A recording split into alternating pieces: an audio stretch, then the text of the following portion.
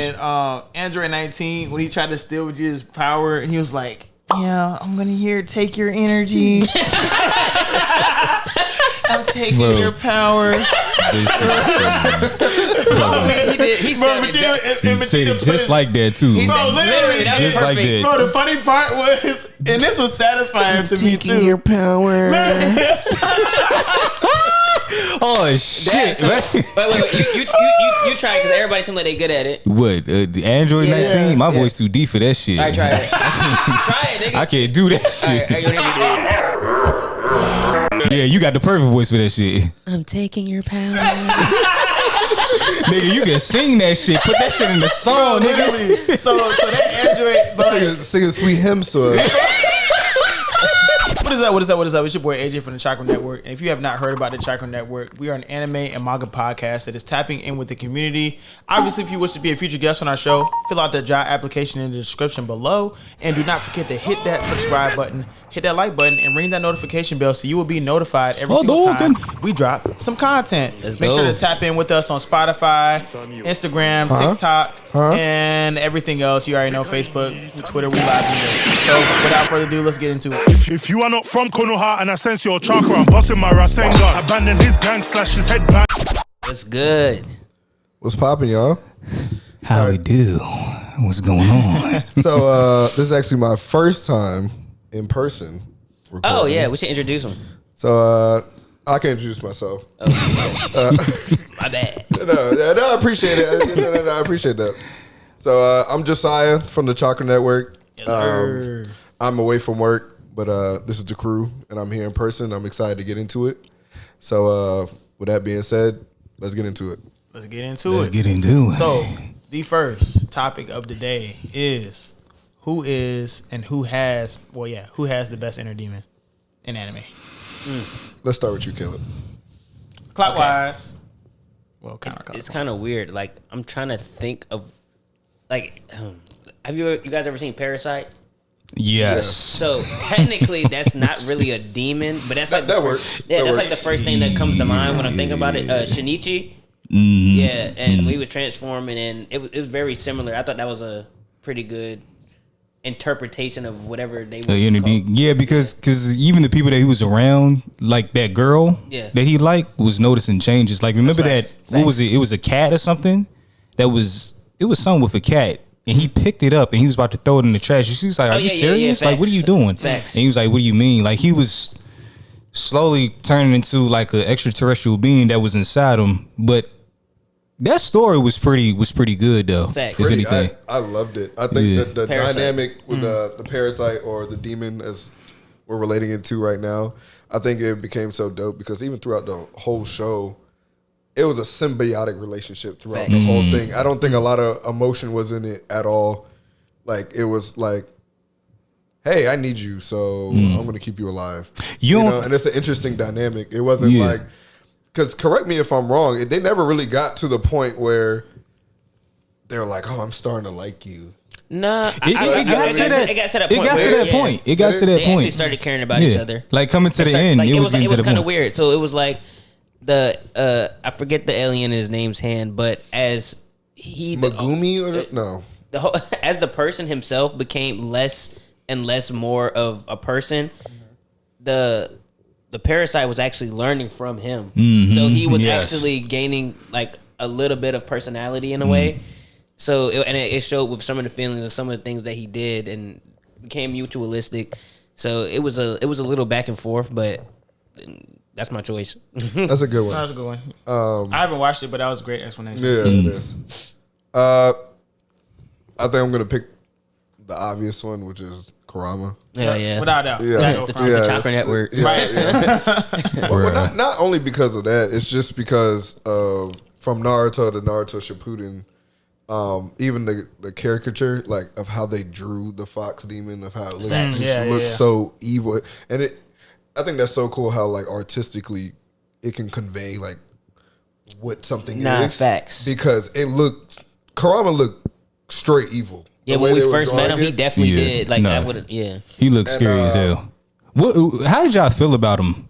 Like just scaling it from when you first see him and how they portray him, and then all of a sudden you see how closer him and Naruto get. Like I liked it in the beginning. Like always like all right. So obviously I like the progression that Naruto got into, but that dynamic that we had with the Nine-Tailed Fox in the beginning, I felt had a bigger impact on us because it was like, oh, you get what I'm saying? And every time it came out, I was like, whoa. But it's like now it became often like we see it all the time. It's not the same effect that I had. I mean, not that I dislike whatever the story is trending to. Yeah. But I wish that kind of would have kept with Kurama somewhat being like, you know, a bigger force. Yeah. I liked it because he was quite literally a demon in the beginning. And then over time, you know, just the understanding that they had, and it's so funny how his inner demon was kind of his angel in the sky at the same time. Yeah. Right. Saving him at every turn. Whenever every he single needed time. it. Yeah. And people like to say like they're bros or, you know, but in reality, to me, the way Kurama treated Naruto, even all the way to the end, I know they were friends, but Kurama almost seemed like a parental figure. He's been with him since the day he was born. Since the day he was born. He's been alive since like Hagoromo. Right. Yeah. He's old. So he's literally seen a baby grow and mature into a man, and even into Boruto. Him sacrificing himself and like a parental figure would do. Damn. Bro, I'm not even gonna lie though. Kurama was always there when Naruto needed him though. Even though he portrayed himself as like an evil like being in Naruto, he was an asshole to Naruto all the time. That nigga always showed up when a nigga needed that. Like I said, he was his inner demon and his guardian angel literally at the same time. Let me this nigga will just come out of the cut. Oh, you need some chakra, nigga? I got some for you. trying to seduce that nigga. Naruto. Nigga, is that really the type of voice you want to hear?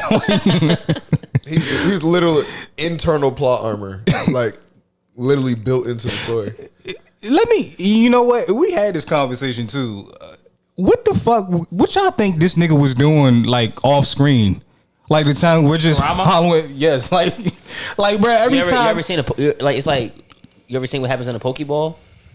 No, but it's the same with that. Like, what the fuck they be like? They just be chilling. Like, as soon as Ash takes out a Pokeball, he's like, Charmander return. And it's like they're willing to just sit right there and let this nigga throw. Like, it's what probably spacious. Like, well, actually, but I'm talking. But it's fine. Like going back to Kurama though, because whenever Naruto would like look within himself in order to contact Kurama, this nigga was always just laying right there chilling. It's like, nigga, don't you want to get the fuck out of here? No, like he did. Yeah, but I think there was I don't know. All right, so you remember when we first met him? He was somewhere in that cage. You remember he had to undo that seal. Yeah. So it's kind of weird now because when we see him during like the war arc and everything, he's not in the cage anymore.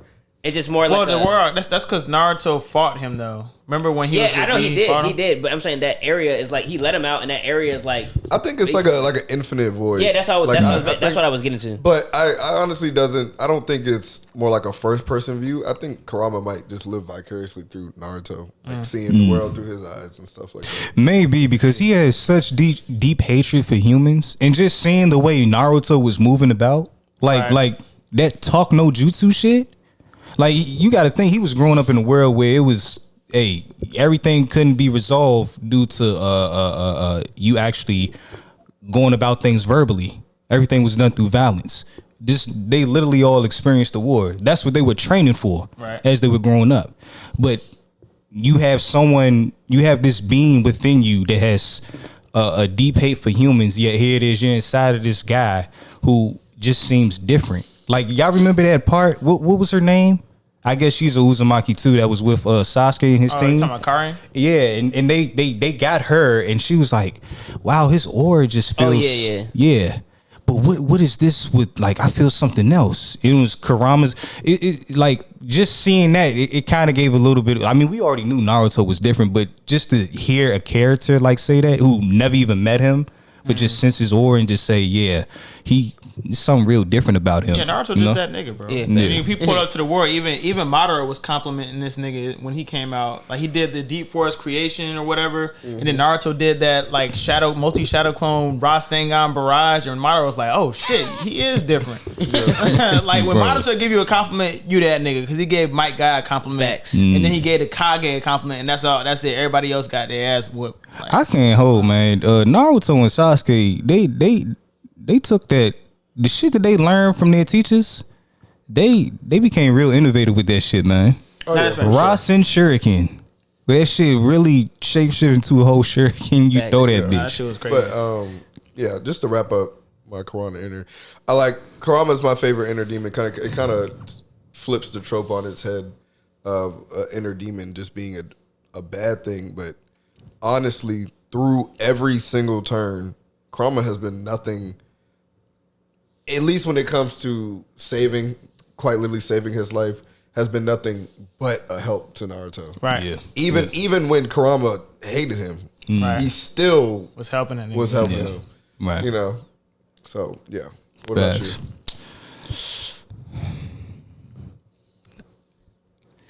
I want to say Guts. Though he doesn't exactly have like an actual being within him, but I think it's always been in him. Like, just apply that to reality. We all have our demons at some point, you know. And I think that they develop as you get older and experience what life is actually like. Like, from when Guts was a kid, if you know about his dad, I think his dad sold him to somebody, and then that guy was just father of the year. Shit. What is up with these anime dads? But anyway, indeed. But if y'all know what that whole situation was about, like actually he told Casca about that, because it was I guess it was something that he saw in her that traumatized him and kind of reminded him of that moment from when he was being sexually abused by his adopted father, that he was just like, whoa, like, hold on. But then I guess it got even worse after seeing all of his like the people that he basically like grew up with and was down to protect. You know, I didn't watch Berserk in its entirety. Bro, you got to watch that. Well, I mean, at least try to read it or watch like a 3-hour clip on YouTube, just giving an entire review about it. Like the story is pretty good. Nah, but I hear it's like top. Yeah, but when he has that, I don't have like a lot of knowledge on. I don't have barely any, but I do know. Doesn't he have an armor? It's not inner. Yeah, could that consider an outer demon? So with that, but he does have the beast of darkness, and it's like a manifestation of his hatred. So he has and it triggers that whole, what is it, the berserker armor? Yeah, so it is kind of like it is kind of like a demon. Yeah, it's pretty. So you spot on still. Yeah. But as far as like it not being like an actual like you can like a physical embodiment that you can actually see, like that's what I mean. Like it's more like how can we explain it? That armor looks like it makes him more demonic, like more like out of control. Yeah, I mean, like it's like him. Who did you bring up again? Shinichi. Yeah, and then you brought up Naruto. Yeah, it's not like a sentient. Like I'm talking. It's literally like it's like you call it a Susanoo. Like that's damn near. Yeah, yeah. So yeah, I think. But it does affect his mindset, doesn't it? Oh no, it does. That's what I'm saying. If you read the manga, like it even when he saw Casca. And he was in berserk mode in the sense, in he was about to do something drastic to her, someone who he was bound to protect. So, but yeah, Gus is my choice. All right. So I'm gonna bring it home with Yu Hakusho, Yusuke Urameshi. I'm gonna go with the Mazuku. Cause that shit was hard. That was tough, man. Yeah. So basically, the first time he awakened it was like. During that arc when he was fighting like Sensui and shit, and his was it his great grandfather or was it like his grand? Bro, it was some ancestor. It was an ancestor. Yeah, it was an ancestor. Ryzen. Yeah, Ryzen. Ryzen, right? So Ryzen was talking to him like telepathically and basically like exposed him to his ancestry or whatever, like awakened it. And Yusuke just started going berserk. He was fucking up Sensui, who was a being in a Yu Hakusho verse, who learned literally every single martial arts that takes it took like 40 years to master it, but he had like 4 different personality types. So he was a prodigy. He expedited it for 4 years. Like, it was ridiculous. And I just remember when he mastered that shit, when Yusuke mastered that shit, and he went to it was like another tournament where they went to the demon world or whatever, and there was like 3 like top tier demons. They were like all S class. Like, you remember them niggas? Yeah, them niggas was like that. They were like that, man. Was he the dude that could like he could like manifest different powers?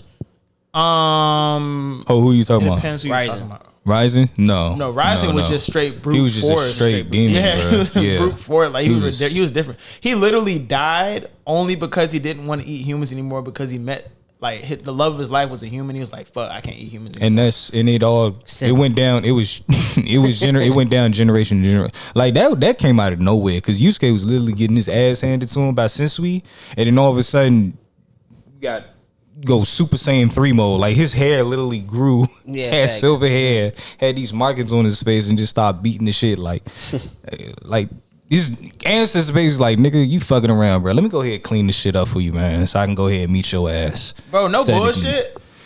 I like the whole Yusuke and Ryzen kind of relationship was similar to the Ace and Whitebeard relationship from One Piece. Like, so Yusuke would get his ass whooped by Ryzen every single day. He would just wake up, first thing he was like, I'm gonna go after Ryzen. I'm going after Ryzen. You know what I'm saying? Blah, blah, blah, blah. Damn, on site? Yeah. Like, he would just go there, but like, the whole thing was he had to stay there and he had to train or whatever.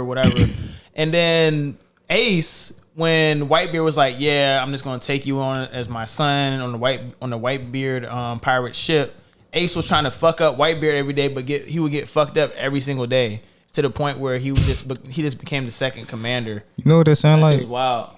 It sound like Torf and Askeladd's relationship, in a sense. If y'all seen Vinland Saga. Yeah. Nah, bro. Like, a lot of these anime characters be getting their ass whooped, but then they becoming strong. They be becoming stronger. Yeah. Like, over time. Yeah, nah, indeed. Like, look at fucking Naruto was getting his ass whooped by Rock Lee. He got his ass whooped by Who really fucked Naruto up for real? Other than Rock Lee. Rock Lee didn't really fuck him up that bad. He just kicked him to a wall. It was bad to the point where, like, it just made Naruto seem like irrelevant. Yeah. Would you say Neji? Neji, not he beat. Would you say Neji? He beat Neji. No, but I'm saying Neji was. Damn, did Naruto ever get his ass whooped? Yeah. Well, he let Shadi beat her. Damn, bruh. No, that time. What was that? What was Shadi's name? Nah, but that don't count though. We know he would have whooped her ass. Nah, I'm here. I'm just saying. Did Naruto ever get his ass beat though? Hey. Like, Sasuke got his ass whooped by Itachi. Inner demon. Well, Kurama. Sasuke. Well, Sasuke got his ass whooped by Itachi, bro. But I'm talking about. All right, it's not an ass whooping, but he did lose to Sasuke in the first battle. Nigga, what? Nigga, that's an ass whooping. Yes. Who you talking about? What battle? The very first battle when they fought and it ended with Sasuke on top of Naruto. That's not an ass whooping. I know, that's what I said. It's not technically an ass whooping. Oh, you talking about when he was bringing up Itachi and Sasuke. You talking about when they were adolescent? Yeah, like when they were really small? That's when he lost. I don't know him like truly getting like an ass whooping. No, he didn't get his ass whooped. But I know he lost that fight. Yeah, nah, he did. He lost that fight. But he lost. I don't think Naruto ever got his ass whooped. I mean, in Boruto. Okay. What happened? I haven't got that far, but you're definitely right. Jigen, right? Yeah. Okay. Yeah. I mean, he came back. Who's that? Okay. Who is Jigen? That's a sweet ass name. I don't want to spoil it for you, but Sasuke and Naruto be getting their fucking ass whooped. Yeah. Shit. Yeah. It's bad. Real bad. Yeah, it's bad. Don't they got like new powers? It don't matter. They're getting their ass. It's not even based on chakra anymore, right? Or jutsu. It's like some other. It is. No, it is. To an extent, yes. But nigga, just watch it. No, spoiler. We don't want to spoil it. Right. It's still going. Boruto's still going. But that is crazy. No, we can though. spoil. We just can't spoil for you because you super behind. Yeah, Bro, that, indeed. nigga, Yeah. that shit is wild. So the next topic, and we can go counterclockwise again. It don't even matter. The best weave game in anime. Yeah, history. all right. It's obviously Goku. Ultra Instinct, nigga. Ultra Instinct, nigga. What? It's but, Goku. It's Goku. Yeah, but I feel like there's other anime characters that have that built into their power set already. Ultra Instinct is something that is. It's literally that power set. Like Goku had Ultra Instinct. Like he had like just dodging in general. And I know a lot of anime characters have it, but it's like they made it into a power where it's like it's emphasized to the point where he literally. Well, he can be hit, but like it's emphasized. Yeah, but I can't think of a anime character right now that might have it. Gojo. But there's That's not really. I know this is off topic, but there's a shit ton of Marvel and DC characters specifically with exactly that same Goku power. Who? Superman has that power. Silver Surfer has that power. Silver Surfer has a power where even if his body's unconscious, Spider-Man has that power. Okay, but There's a hella characters that have that power, and I just feel like there's probably other anime Spider-Man for characters sure. that you remember. In, they displayed it well. And, Multiverse. No, that was a Spider-Man. No Way Home. No Way Home, Yeah. where like his consciousness wasn't even his body, and his body was still weaving everything. That shit is wild. And even Peter was like, "What the fuck?" But Spider-Man is the but closest. in terms of one to anime, it, in terms of like what, no, I'm Superman and Silver, like them characters. Like if you go through their cosmic awareness. they got all that shit. But in terms of anime characters, differently though. Like Silver Surfer, like he does have it, but he don't be throwing hands like that. You get what I'm saying? Like he'll shoot blasts. It's not martial art. Like that's what I'm saying. So that's what I'm saying. I don't I see what consider you're that saying. like Goku. Like Goku's Ultra Instinct is like on like this emphasized for that level. Like I know they have, it, but it's emphasized in a martial arts hand to hand fighting. That's the only difference that you can't compare with like comic books and anime. So that's why I said Spider-Man's probably the closest one that you said. I got one. I don't want to keep going back to Naruto, but even Naruto. Sage mode. Yeah, well, not even that. What he got from the Sage of Six Packs, where he can read people's emotions and intentions and stuff like that. If he put it this way, if he gets hit, it's just because the person was faster than him. I mean, that's the only reason he would be getting hit, is if like the character was just literally faster than him. Naruto, because he knows it's coming.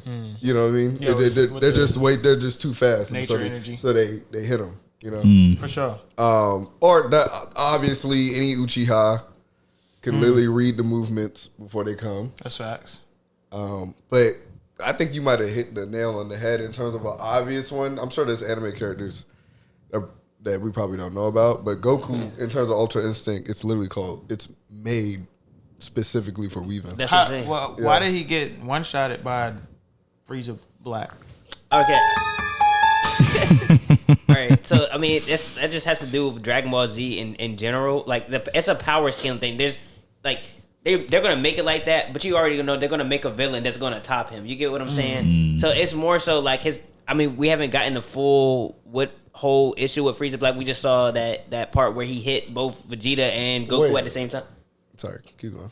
Where he hit both Vegeta and Goku at the same time, but I mean, we got to see the progression. We don't know what's going to happen. Goku's going to break a new level, break a new power, whatever. It's repetitive with Dragon Ball Z. I admit it.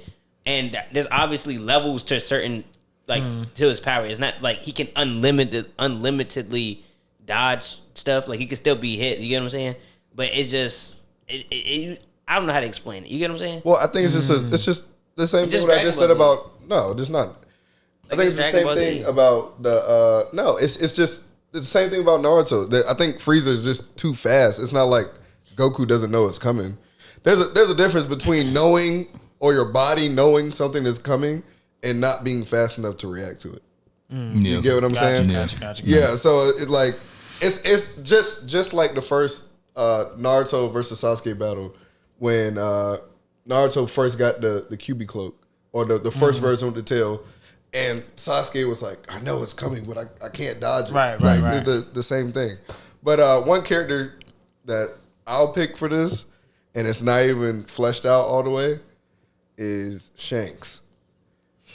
Nah, no bullshit. Because nigga, his observation hockey. Yep. He can see. We don't know exactly how long, but one, if he can keep up with Mihawk, right, in a sword battle, which these dudes are moving at like light speed, and then he can also see like 10 to 15 seconds in the future. Yeah. In that verse, where they're not like on some Dragon Ball Z stuff where I surpassed my limits. I just feel like it's probably very, very hard to touch him. Nah, it probably is. Cause I don't want to spoil shit. Yeah. All right, Kenny, what you got? Man, I ain't gonna hold. He don't really be fighting. It's from One Punch Man. That nigga King, bruh. The way he be, yes, bruh, nigga. I mean, that nigga, he passive. He passively be ducking shit where he's supposed to get murked, bruh. Like, I don't know.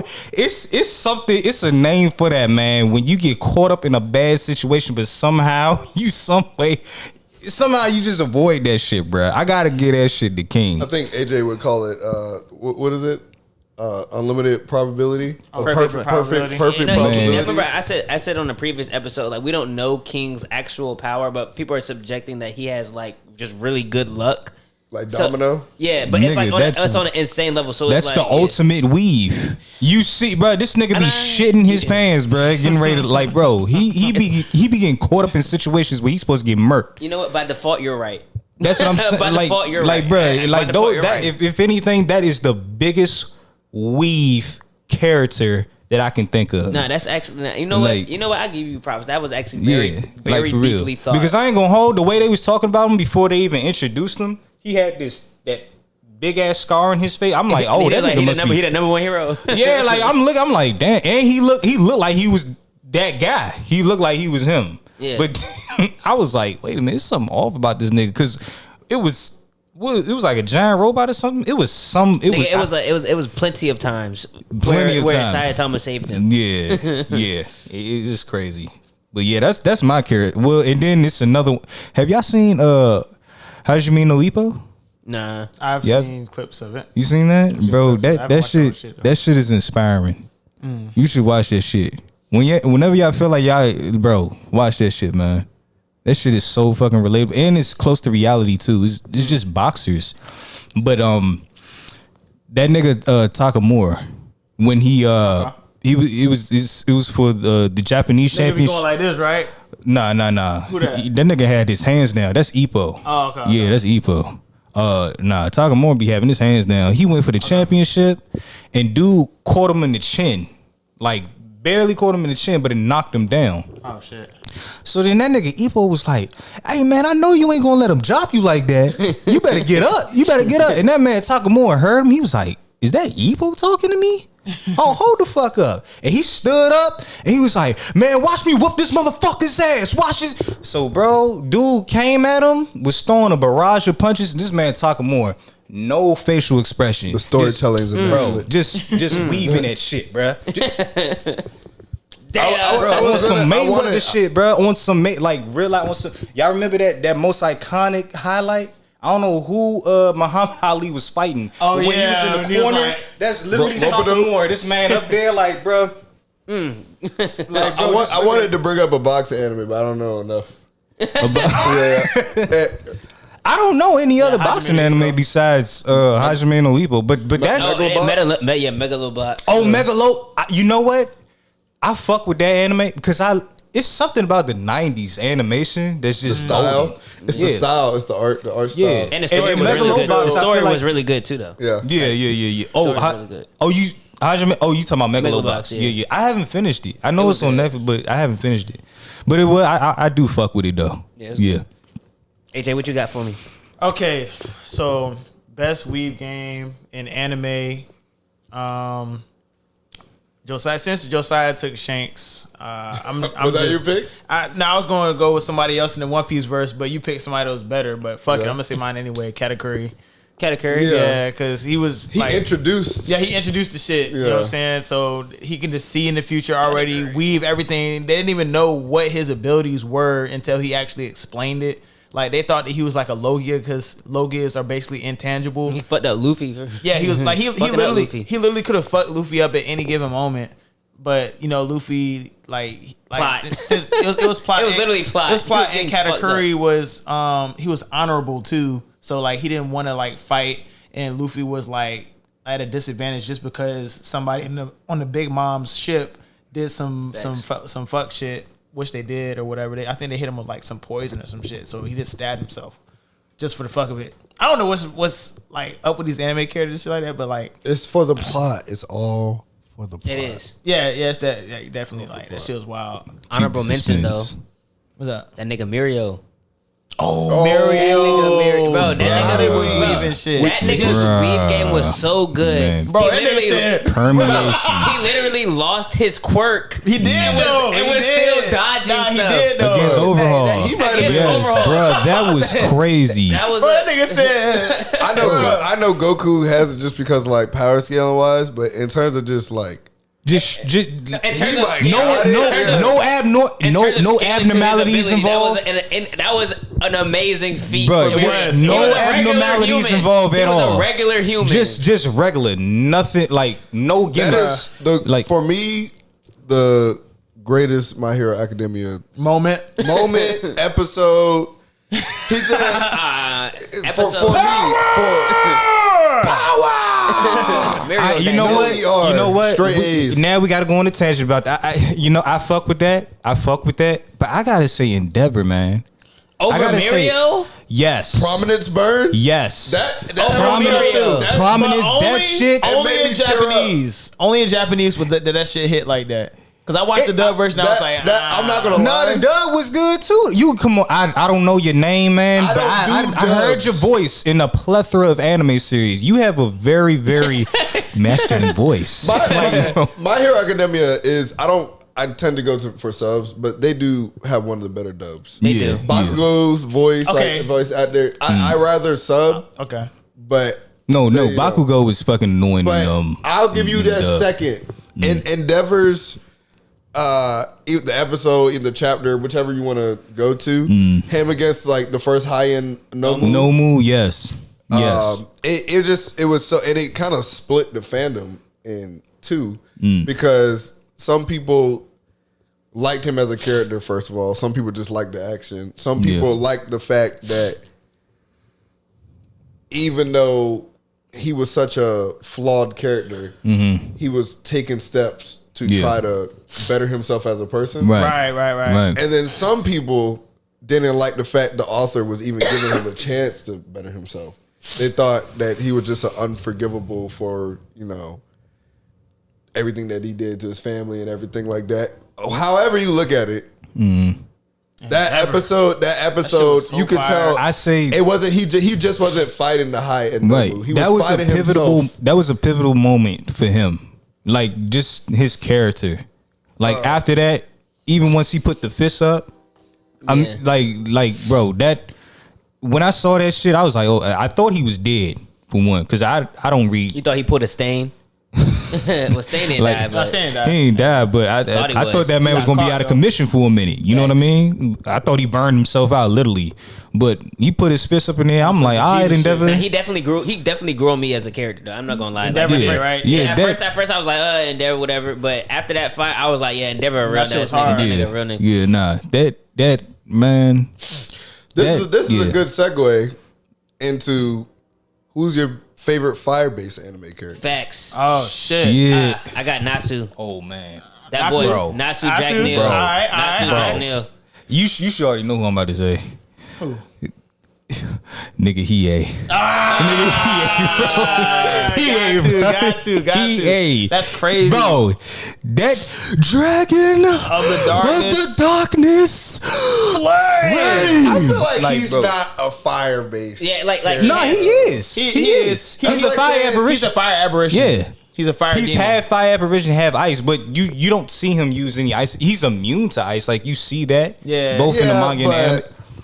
That fire the darkness flame shit. Come on. I feel like by default he could probably be. It's like when I think like, would you consider Sasuke a fire-based character? Yes, because a lot of his attacks are fire-based. I know he uses it, but I wouldn't consider him like a fire-based like Rengoku. So let's think. So when you think of Hiei and you come to elemental factors as far as like what's applied to their arsenal, what element are you going to think of? I'm not making fire. I agree. But when I'm saying like Sasuke's electric and fire. Yeah, that's what I'm because of like if I was to think of like Avatar, right? Avatar can use fire, but he's not a fire-based character. You're gonna automatically think of wind. I mean, you're gonna think of Zuko, of course. In that, but Sasuke, Sasuke, he can use like. Speaking of Zuko, I'm copping out because technically it's not an anime. Right. Zuko is by far my favorite fire-based character, just because of character arc. Not an anime. Yeah, whatever. Lord Ozai. I mean, somebody's gonna get mad. Somebody's gonna get mad at comments. But I gotta give it a pass, though, man. I gotta let y'all know we do not care. We do not care. Nah, they be commenting Avatar in the comments. We see y'all in the comments. Some people think it's still anime. Somebody, Avatar is not a Japanese animation or story, but who cares?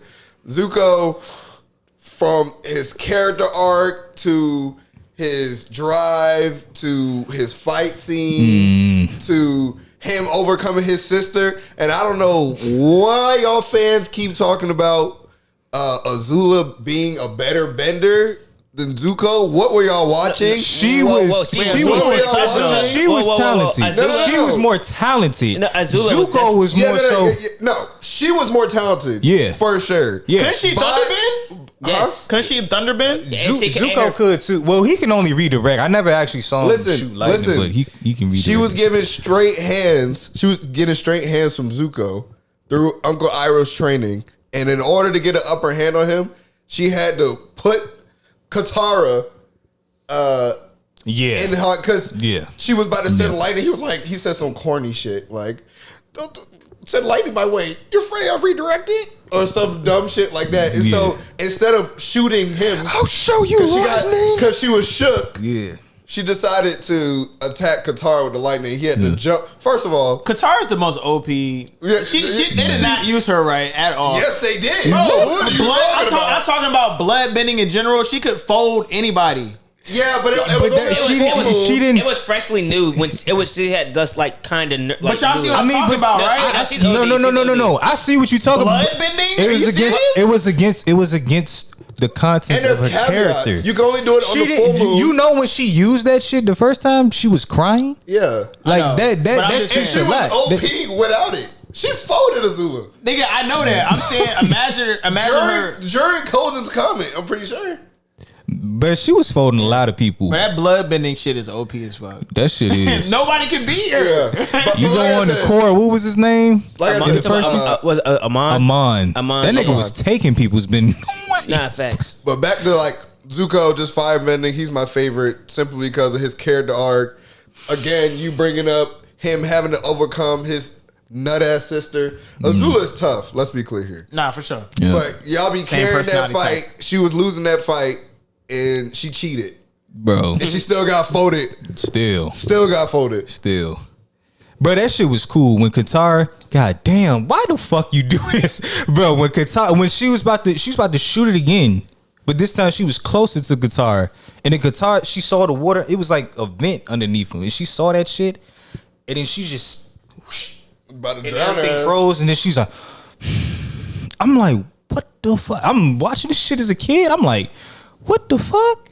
That's great. God. Like, and Azula was going nuts, like spitting the fire out of her mouth. Yeah, bro, you know why? Because she was never put in a position like that. She was never put in a position like that to which she was defeated. If you think about it, one episode we got to go through. I don't know how we're gonna bring up this topic, but Azula and her slow descent into madness. So throughout the whole series is she's one. That's why she's such a fan favorite. I think it started the Boiling Rock episode when her friends turned against her. No, because it started when she was a child with her abusive. No, father. I'm saying when she because she wasn't always.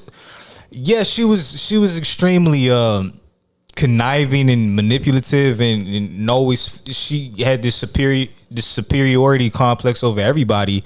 But I'm saying for when she actually started to deteriorate, she didn't seem as even Zuko said that to Katara before they had their final bout. He was like, yeah, it's something off about her. Like, he knows his sister. He's like, I can get this. I can get Shotty now. I don't think she had a superiority complex. I think she had I think her self-esteem was so low because she kept trying to make herself perfect. Right. In order to, if she wasn't perfect in the eyes of her father, then she was nothing. And so to make herself feel better, even internally, she feels like shit. She kind of put herself above. I don't even think it had anything to do with her father. She already had that respect from her father. It was more so of her mother. Because she even said, like, my mom looked at me as being a monster. True. You know? That could be it too. Yeah. Because she hated her mother, right? Yeah. And low key, I think she envied Zuko because seeing the glimpse of the relationship between Zuko and their mom. So Zuko envying his sister because of how talented she was, and the fact that with her father dynamic, because he wanted the love from. He didn't. I don't even think he cared of having respect. Well, probably the respect part too, but just that love from his dad. Yeah. You know what I mean? But Avatar is such a good story, man. I think they're actually coming back with it too. Anime or not? They're actually doing a series where they're showing Aang and the crew just not like when they're old age, but so the time after that, to see where they get to before they get old. So they're making a new episode. And they're also making another show with Azula in the spiritual world. I did not know that. What the fuck? And with her as the main character. I didn't know. Holy shit! In the spirit realm. Yeah. Holy shit! Damn, that shit about to go crazy. Nigga. It is. But, so all the Azula stands, because I know all of y'all crazy. You.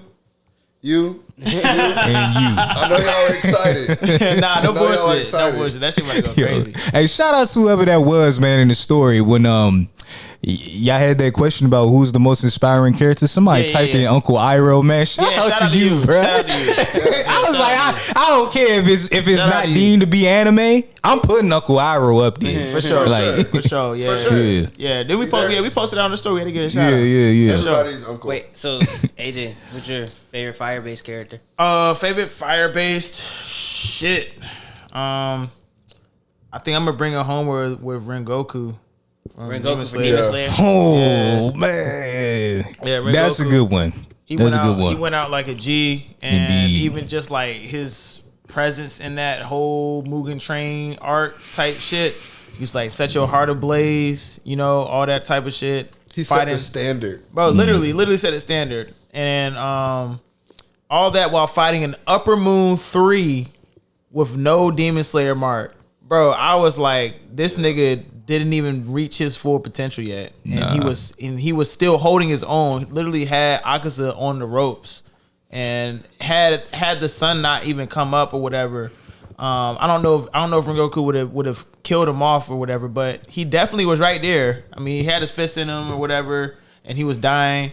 And Rengoku's sword was halfway through his neck. I was like, damn, this like, you know what I'm saying? Finish that shit off, goddamn it. Yeah. Rengoku is. I know we were talking about Mirio. Right. It's kind of like the same thing where he knows he's at a disadvantage. He's like, I ain't hear no bell. Yeah. Right. A shining example for the next generation of the Hashiras, you know? Right. Yeah, just seeing he's the perfect example of honor, you know, respectability, integrity. Right. Knowing you're going to die, but knowing that you are the only thing stopping this demon from other people, just countless people dying. Yeah. Exactly, bro. And he fulfilled his mission, if you think about it. He did. He saved everybody on the train. On that damn train.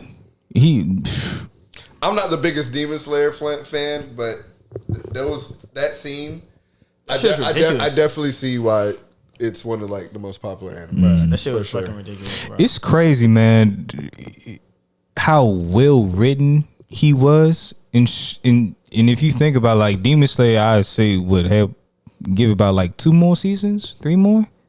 And you only get a glimpse of Rengoku for such a short amount of time. Yeah, bro. If you think about it, that shit's crazy. But it's monumental. Like like just seeing him that fight against Akaza and what he was like. That fight said everything, especially coming to the climax of the bout. Like it really took the anime from one power level to this is how far their journey is. They have to go. Right. Because Rengoku and he was the first Hashira that got. If you haven't, you know, I don't want to spoil it for like people that didn't read the manga, but when you realize how powerful that upper moon was, like you don't even realize how powerful Rengoku is until you get the explanation of how powerful he actually was. You know, so it was already powerful, and then later on in the story, your respect for Rengoku just goes up even higher. Yeah. The fact that he single-handedly was holding his own. Yeah. The Hashiras, when they heard about his death, they was shocked. It was like, damn. They was like, wait a minute, Rengoku? They were like, what? Yeah. Yeah, nah, that shit was wild. Got. Right. But then again, and that was a fucking upper moon. Akaza's a upper rank 3. Upper rank 3. And the crazy part is he doesn't eat woman. Oh shit! I don't want to spoil shit. Well, no. That was said when they had that meeting because Doma was exposing that. He was like, "Yeah, you just eat them women and kids, man. Like you'll get like me. That's how I surpassed your ass." Okay. Well, let's slide into the next. Go from respect and with Rengoku, and kind of transitioning into our next topic, which is who is one of your favorite elderly anime characters? My favorite elderly character is definitely Netero. Hunter. From Hunter x Hunter. He was always like the chairman. He was always interesting from the beginning. It was a big like step because we didn't know what he could do for the longest time. We just automatically knew who was real powerful.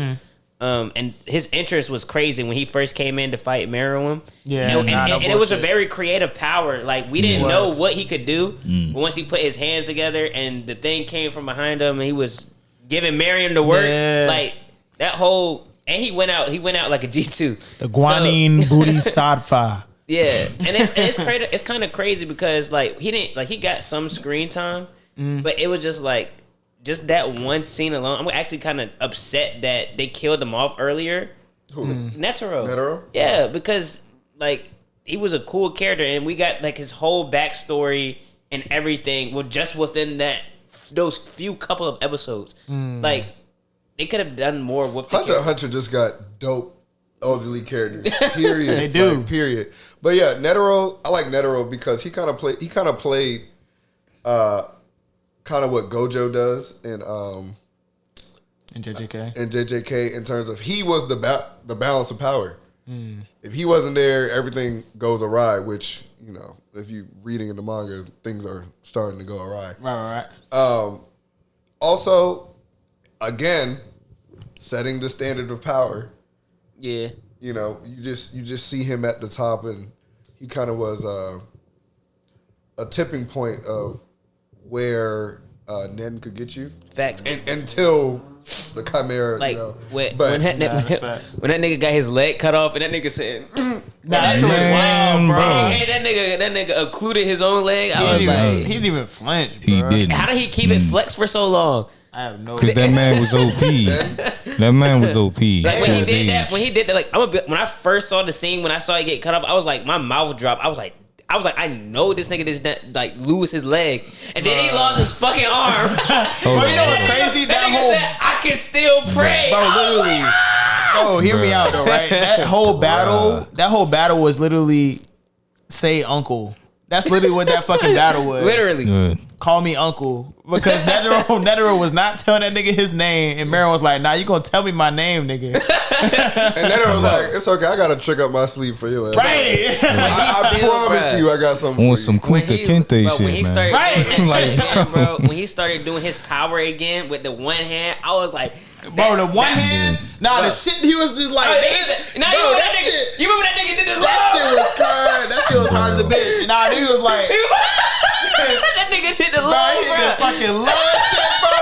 And then then the crazy part on that episode, it transitioned out. It was like dun dun dun dun dun dun dun dun dun dun. I was like, yo, weak as hell. You know the crazy part about Netero of how well he's attuned to his Nen. So you guys know like how there's like emitter types. There's the tree of Nen. Of how like you should stick to what your affinity is because that's what you're going to be the most powerful at. Facts. I think unless you're a specialist. I was reading something where his the big Buddha statue. I think that's considered like a emitter or whatever. Yeah, the Guanyin Bodhisattva. Yeah. That's not even his affinity. So he's so strong that he was producing something that big, and it's not even what he's naturally supposed to be. Yeah, that shit ridiculous. Yeah. I didn't even know that. That shit's ridiculous. So I'm kind of gonna shake the table with mine. Okay. And this is probably not my favorite, but I just think this is one that is interesting to talk about. Mm-hmm. Donzo. Okay. So you liked him? It was fun. I never knew somebody liked him either. I didn't know he was likable. Y'all know this nigga's a Chargers fan. Well, it's not even that. It's not even that because my top 2 favorite anime characters are Sasuke, so it's still gonna be fuck Donzo. Yeah, but fuck Donzo. But I do like Donzo as a character and as an idea because one thing I didn't like about the third Hokage was he would throw shit and hide his hand. Like he knew everything Donzo, the majority of what Donzo was doing, he knew. Fast. But Donzo was willing to play the villain and play the dirty, yucky character for the sake of the village. Right. Like he didn't have like a power kick where he just wanted all the power. He wanted to take over the world. But to some extent, I would have to disagree because it wasn't really for the sake of the village. He actually did want to be Hokage. He actually had planned to get the Hokage killed at one point. I think with like Anbu, and he was having him spy and stuff. Yeah, but it still was all for the sake. I think it was the village. It was selfish intentions in that. It was definitely selfish. I disagree. If you read his character and you go through, it had nothing to do with him wanting power or nothing. Well, that whole shit was Shisui when he stole Shisui's eye. There was no. It was literally for the sake of power. Like he wanted to be the Hokage. Like to him, that's like being number one. Like why did he take Shisui's eye? It was selfishly reasons. Like there was no reason for him to do that. I feel like that was unnecessary. It was. Why would he not take his eye? Why would he take his eye for himself? Yes, it was. He took it from a military standpoint. He took Shisui's eye and then got Orochimaru to operate on his arm and put all the Uchiha, the Itachi and Obito killed. He literally took all their eyes and put it in his arm. He was selfish. He was selfish. Why? Because power. What do you mean? Yeah, but you just argued that he wasn't doing it that for sounds power. power hungry. I know. But you were saying he was doing it for the village. When I say he's not power hungry, how's that for the village? Unless he's just a liar and all the context in the story was wrong. He was saying Caleb was saying that it wasn't for the sake of the village. It was for himself. He was being selfish. He was power hungry. He had how many eyes did he have embedded in his right arm? Yeah, I know. Yeah. I'm not arguing against being power hungry. I'm arguing against how is it for the sake of the village. He wasn't saying that. No, Josiah was. No, I'm saying because it's more power. Like it's like a useful resource. Like if you go to another country and you capture their nukes, you're not going to just get rid of them. You're going to keep them. All right. So but he was forsaking the village. I see what you're saying. How? All right. So Josiah, I see what you're saying. You're saying that. Because of the fact he's doing it for the village to gain more power, and you're looking at it from like a military arsenal. Yeah. Yes, that's partially true, and that's true. But at the same time, it was still selfish. Like, would you say like a tyrant? Would you consider a tyrant to be power hungry? They want to have the best military. But Donzo wasn't a tyrant. He would have gotten to that standpoint if he would have gotten to the Hokage. If he would have got to that Hokage level, he would have been a tyrant. I feel like he. How do we know that? I think he would have been more so of a dictator than a tyrant. Same thing, pretty much. Okay, when did didn't he kill one of Jiraiya's toes? Didn't he just kill one of Jiraiya's toes? Like when the toe was about to go back to Mount Miyaboku. Listen, for what I know, he was the leader of the Anbu Black Ops for years and years and years, and conducted dirty missions for the sake of the village for years. And the third Hokage knew about damn near all them shits. And he was brainwashing folk though. Yes, but the third, everybody knew this. It's not like the Anbu was like a secret. But no, it's not the secret. It's the fact that so Danzo had his own like the Anbu. They didn't even listen to the Hokage at times. They would do whatever Danzo told them to. It's more so the fact that they respected that, and even though the third Hokage knew what Danzo was doing, Danzo could have been a really big problem for the village, even if things went wrong, because he has a whole army of Anbu that listen to him. He can go out, tell their secrets. He could do all types of stuff. So it was a mutualistic relationship. Yes, but when did he do that? Weren't they under like a curse or something? No, like the Anbu were, yes, they were. Yeah, because Sai had something on his tongue to where he couldn't display certain information. If he did, he died. Yeah, that's not every. Yeah, but that's all of them. Well, I would think at least with the ones that were like close to him, I would think so. Because Sai, I mean, Sai had a mission when he joined Team 7. He did. It was what was it?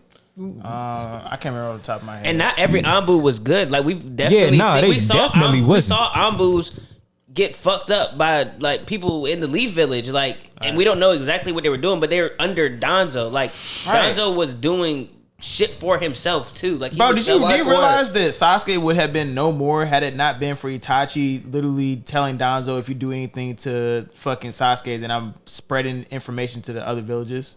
Danzo was going to murk Itachi. I mean, not murk Itachi, but murk Sasuke.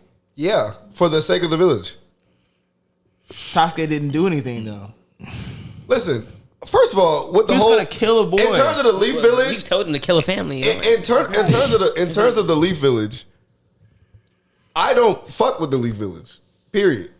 For what they did, and they're like one of those mega countries, at least in the past, before Naruto's reign and stuff.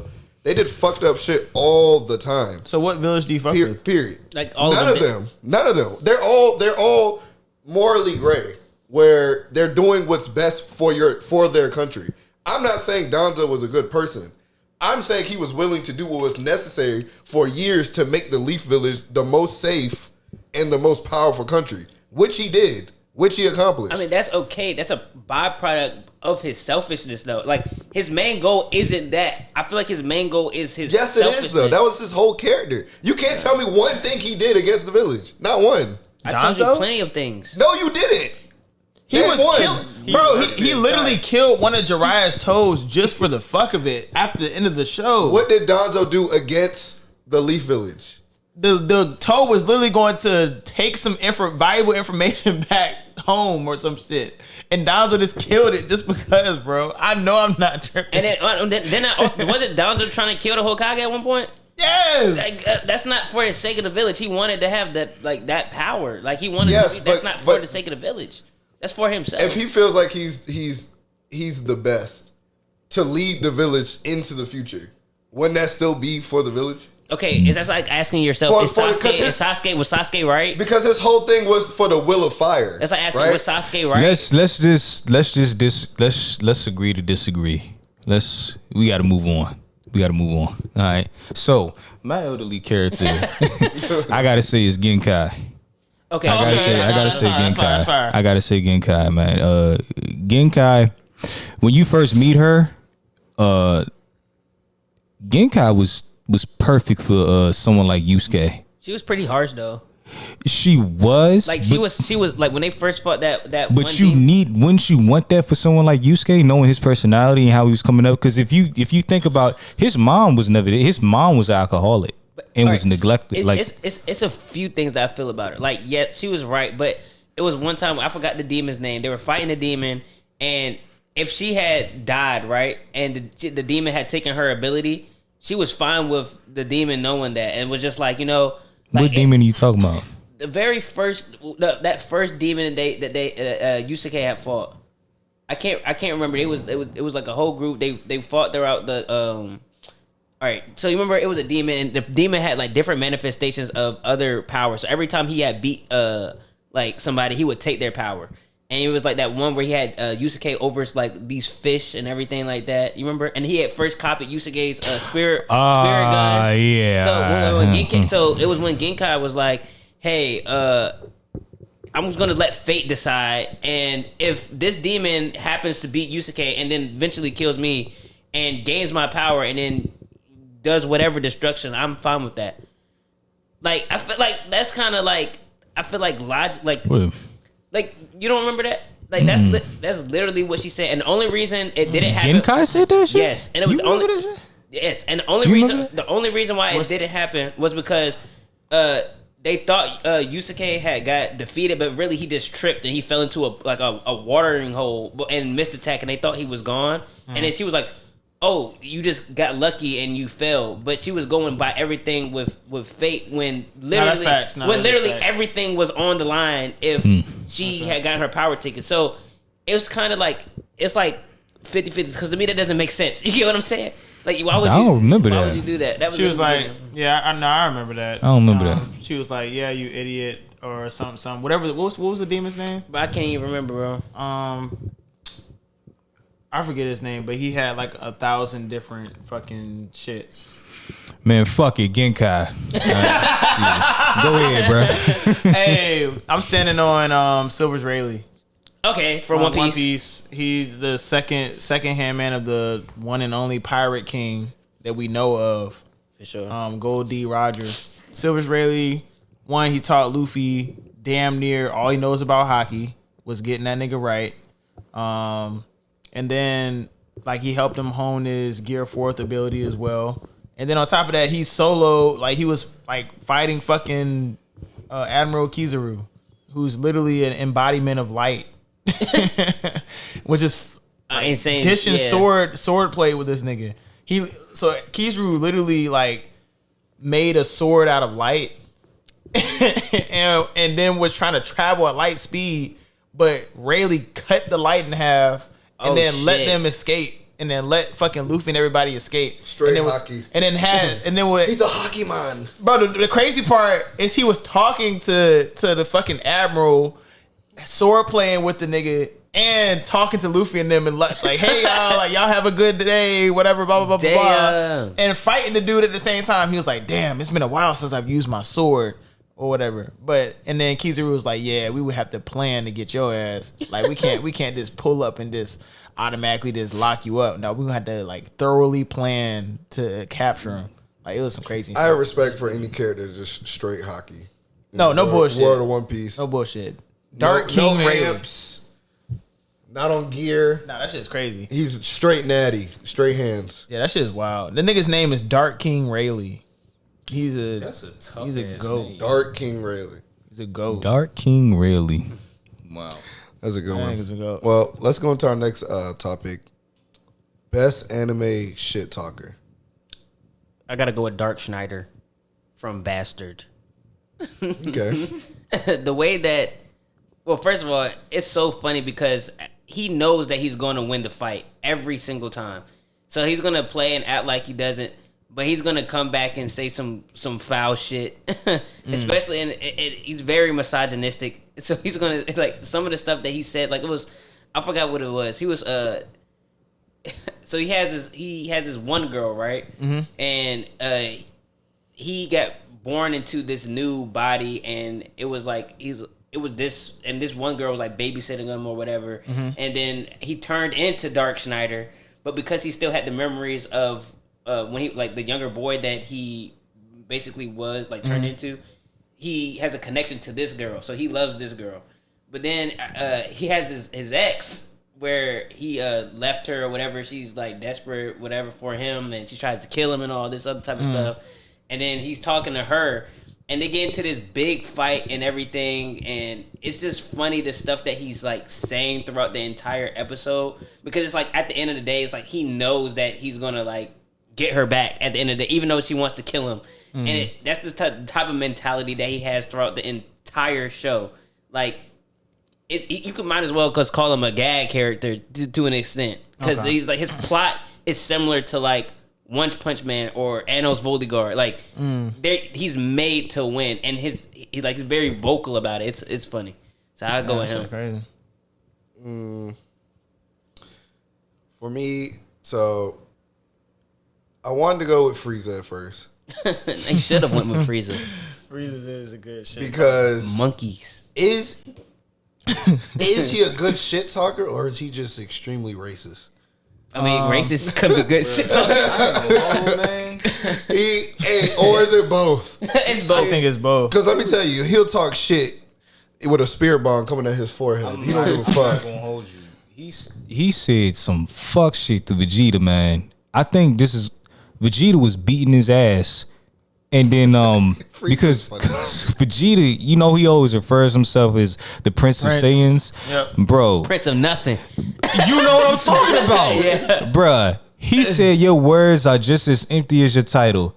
All hail Vegeta, the Prince of Nothing. I was like, damn. I knew Frieza was a good shit talker when literally Jiren's fucking up everybody, including Goku, and he's still talking shit to Jiren. Like, I'm like, out of all niggas, why would you make that nigga mad? What did he say? Bro, he was talking. He either I can't remember what he said. He had to, I think it was something about his family passing. He probably did, because then he stepped on his tail and started beating the shit out of But him. he did. It was either I'm thinking of a meme where they replaced the words. He was talking about his family, or he literally was talking about his family in the fucking shit. I know he said some shit to Jiren, and that pissed Jiren off. And Jiren, like, you could see, like, Jiren's facial expression changed after. I think I know you. Smooth face, the Yes. mad lines. I think I know what you got, the vein popping on the top of this. This nigga skull. was talking shit to Broly. He was talking shit to Broly. You dare force me to put effort into a fight. So Frieza is one of I think my actual pick has got to go to Gojo. Simply because damn, bro, he just step on he don't care. He does not. Even from the beginning, first episode or is it second, where he's like Taking pictures with Sukuna. if Sukuna came back, like, do you think you could beat him? And he was like, no, I'd win. Like, he was like, most powerful sorcerer curse ever. He's like, nah, I got it. Bro. Like, period, point blank. To the point where his shit talking just through his actions, the way he walks, the way he talks, the way he walks through all the elders, and they give him a direct order, and all he gotta do is just look at them like, y'all cannot do shit to me. Period. Yeah. What I say goes. Until I'm gone, while I'm here, you're not doing shit. And I was going to pick Gojo too. That shit when they first encountered Jogo, and this nigga literally left for a second, picked up Yuji. Yeah, that shit was it was wild. like, yeah, just stand right here, man. I want to show you some shit. Between That shit was fights, wild. I was like, what the fuck? Bro, Did he that was really? some disrespectful shit. That is, you leave and then come back. But no, And not just that. He leaves, explains what's going on to Yuji while he's just chilling, watching TV. Yeah, just call me real quick. I gotta show you something. Yeah. And you got this damn special grade right here that was compared to Yuji OP as fuck. Yep. Domain expansion. Bruh. And Jogo, looking into the Shibuya incident, I'm not going to spoil anything, but he plays his part very well. But that nigga is a pretty powerful curse. No, he's a problem. That first, like, I think everybody saw that first scene where we saw Sukuna fighting Gojo, where he was fighting him with his hands behind his back. Right, that's wild. That scene is really what got people to be like, oh, what is this? Like, what is Jujutsu Kaisen? But from the very beginning, he was doing shit like that. Yeah. Like, in terms of his actions. Like, Bro, that nigga... Even the dude in the Zero movie, the black dude with the whip. oh, yeah. He was like, With the hat. my ancestors have been weaving. Oh, you're talking about Weaving Miguel. this whip for 50 years or whatever. And Gojo's like, I don't give a fuck about none of that shit. Like, Not fuck even that. Like, The fact that he realized the plan was to get to Yuta, and he was like, oh, that nigga Ghetto is back at the academy. All right, hold on. And he looked at Miguel. He's like, yeah, I ain't got time for this shit. And realized I was giving him the hands after that. I'm like, oh nah, bro. Oh, No nah. bullshit. If it was anybody else out there but Gojo fighting Jogo probably would have clapped him. he would have folded. Yeah, no. definitely would've I folded. can't think of anyone else that would have took out Jogo. At that time, maybe Jogo experienced Just his at that domain time. expansion. Yes. That shit fucked Jogo up to where he was trying, like, bro. who's Boogie Woogie? What's his name? Oh, Toto? Oh no, Toto. Give Toto like a weapon. He might be able to do something with him. I don't know.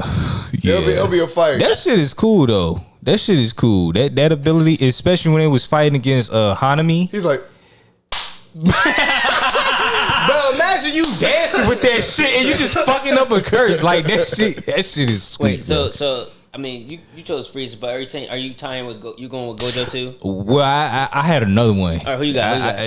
So I got Hiei. Okay. I got Hiei. Okay. Hiei is a good shit talker. No, that is, bro. The bickering between him and Kuwabara is so fucking funny, bro. Bro, it is. It's that literally hilarious. Hiei's shit talking is. He'd be like, I thought you would have been dead by now. No, have you ever? I thought you dead right now. So hear this out, right? Have y'all ever heard John Jones shit talk before? Yes. It's literally like he's speaking facts. It's not even really shit talk. That's what he like, bro, He's like, I'm gonna tell the truth about you. Like, bro, it's gonna sound like shit talking, bro. That one quote, I forgot who he was talking to. Bro, John Jones is ridiculous. He's like, my clothes better. No, I put money longer. My clothes better. I get more hoes than you. Bro, did you hear when he talked to Daniel Cormier? He was like, yeah, when I get you on the ground, I'm going to use all my most malicious techniques on you. No, the funniest one. And there's going to be nothing you can do when I'm on top of you. The funniest part of that whole interview was when he was like, I'm going to spit on you. And John Joe was like, if you spit on me, I'll kill you. And he was like, you're going to kill me?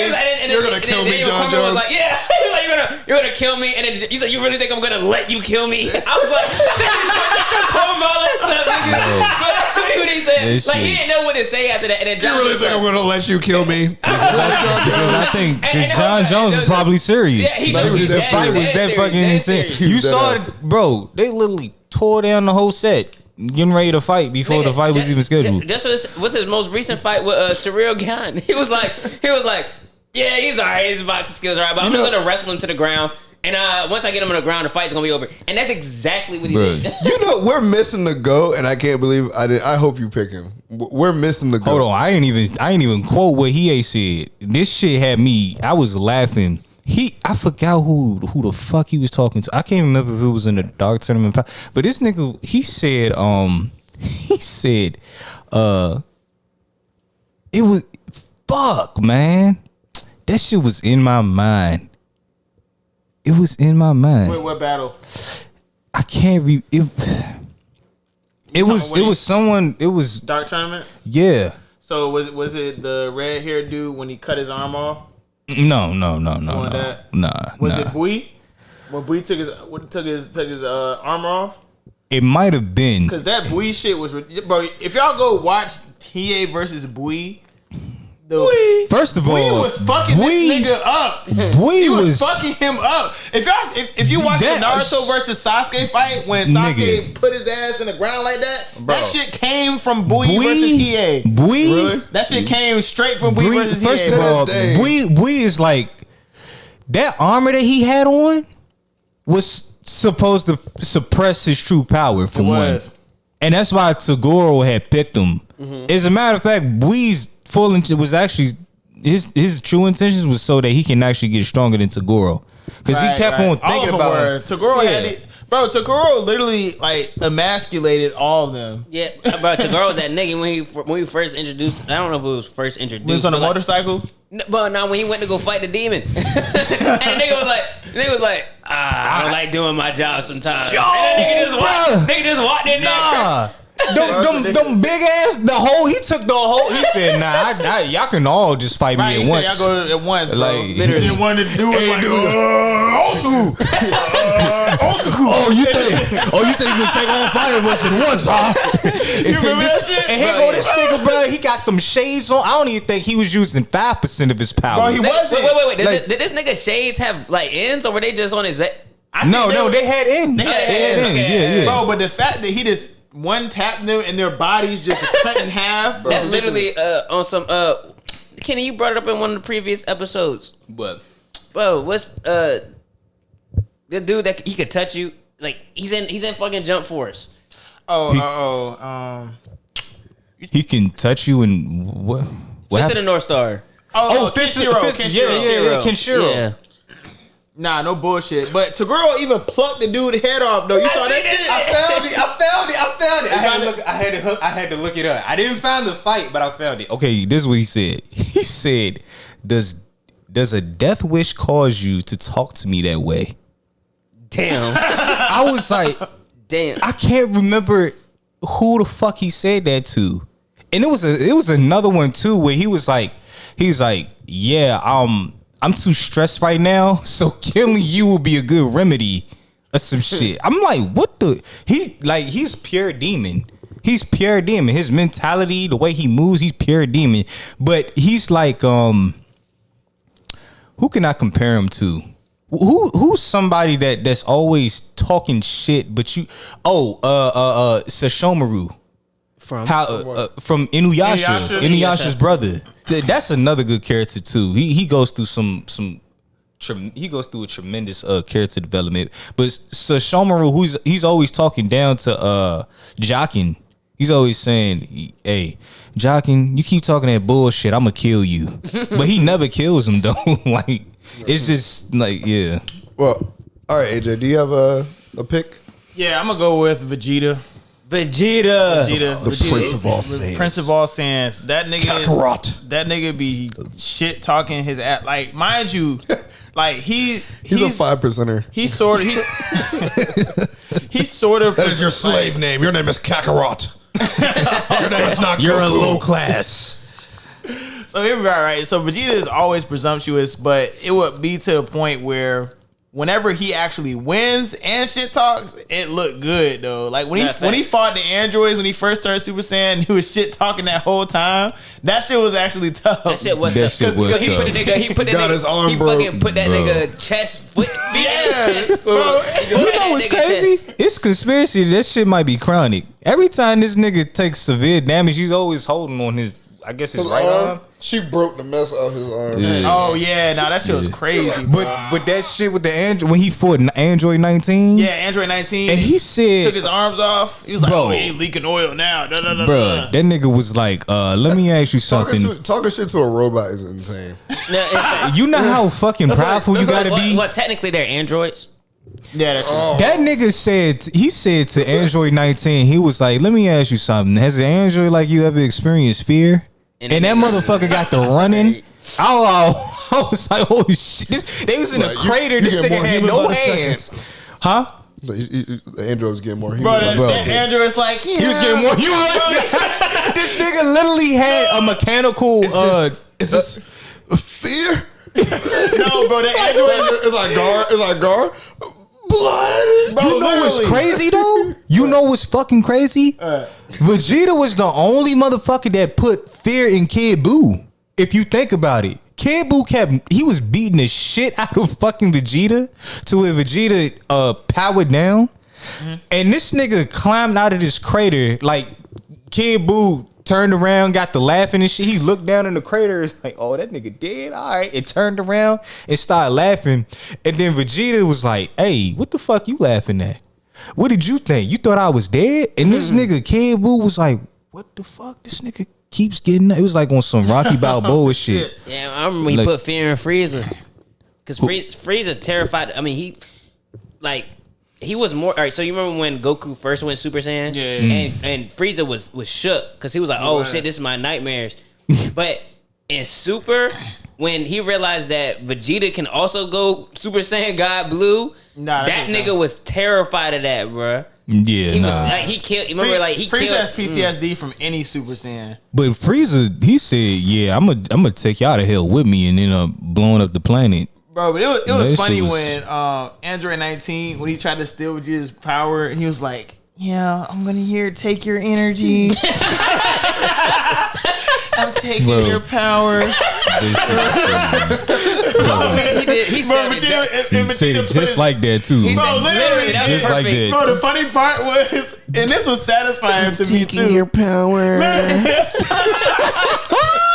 Oh shit! Wait, you try it because everybody seems like they good at it. What? The Android 19? My voice too deep for that shit. All right, try it. Try it, nigga. I can't do that shit. All right, you hear me do it? Yeah, you got the perfect voice for that shit. I'm taking your power. Nigga, you can sing that shit. Put that shit in the song, nigga. Literally. So that Android, but like, Singing sweet hymn to us. Holy shit, bro! That shit is, bro. Dragon Ball got some funny ass moments, funny man. ass moments. Niggas, So imagine something talking like that, right? And then Vegeta put his feet. It's like a leech. Bro. Imagine a leech just on your arm. You just feel it, and you just look down. That shit just like, and that shit just like. Oh, imagine I'm taking your power. But look, saying that shit in your ear, whispering that shit in your ear, nigga, and you literally feel the life draining out of you, like, oh, Bro, but he said it in such a soft spoken voice. He's like, I don't really mind it, like, shit. I don't mind that shit. You can take my shit, nigga. Bro, but the funny part about that is when taking your power. When he Bro, we should play that shit. Go ahead, what you had to say. Yeah. Oh shit, fuck. But when he fucking said that shit, Vegeta automatically put both of his feet on his face and started smushing that shit. So imagine with that a grin, bro. That Bro, shit. literally. So Oh imagine my that shit God. saying, "Oh yeah, I'm taking your power," and then it's like, and then kicks that nigga in the face and takes his arms off. Have you ever experienced fear? Hey, that shit is funny. real shit. The last what were we talking about? Shit soccer. I don't know how none of us picked Bakugo. I was about to fucking pick shit. Bro, Bakugo is the best. And you know how I know Bakugo? Before Mirio, Bakugo is my favorite character. Nah, no bullshit. He really proved himself when they tried to recruit him as a villain. And he was just talking shit under that I was mask literally about to bring up the whole exact time. same moment, bro. You can expound upon it then if you want to. Okay, Yes, I'll sir, go. go. All right, go then. Yeah, you know, you ready for Nah, I knew it, you all ready for the ooze? Hey, but Bakugo was like, "Oh, y'all fucking losers." He's like, "Oh, bro." He knew he was outmatched, and he was like, "I'm gonna talk shit to the day I die." Like that's a real shit talker. You talking shit when you down. Damn, that shit when you crazy. down 20 and you talking shit, that's how you know you really about it. Nah, Like, real. I don't give a fuck what happens.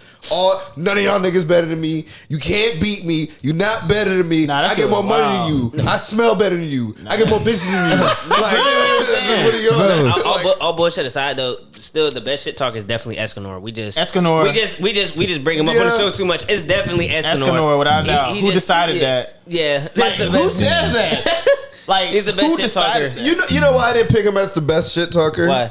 Because he believes what he's saying. Like I don't think it's shit. He's like, prideful. I think he just believes it. You know what I mean? Vegeta believes it.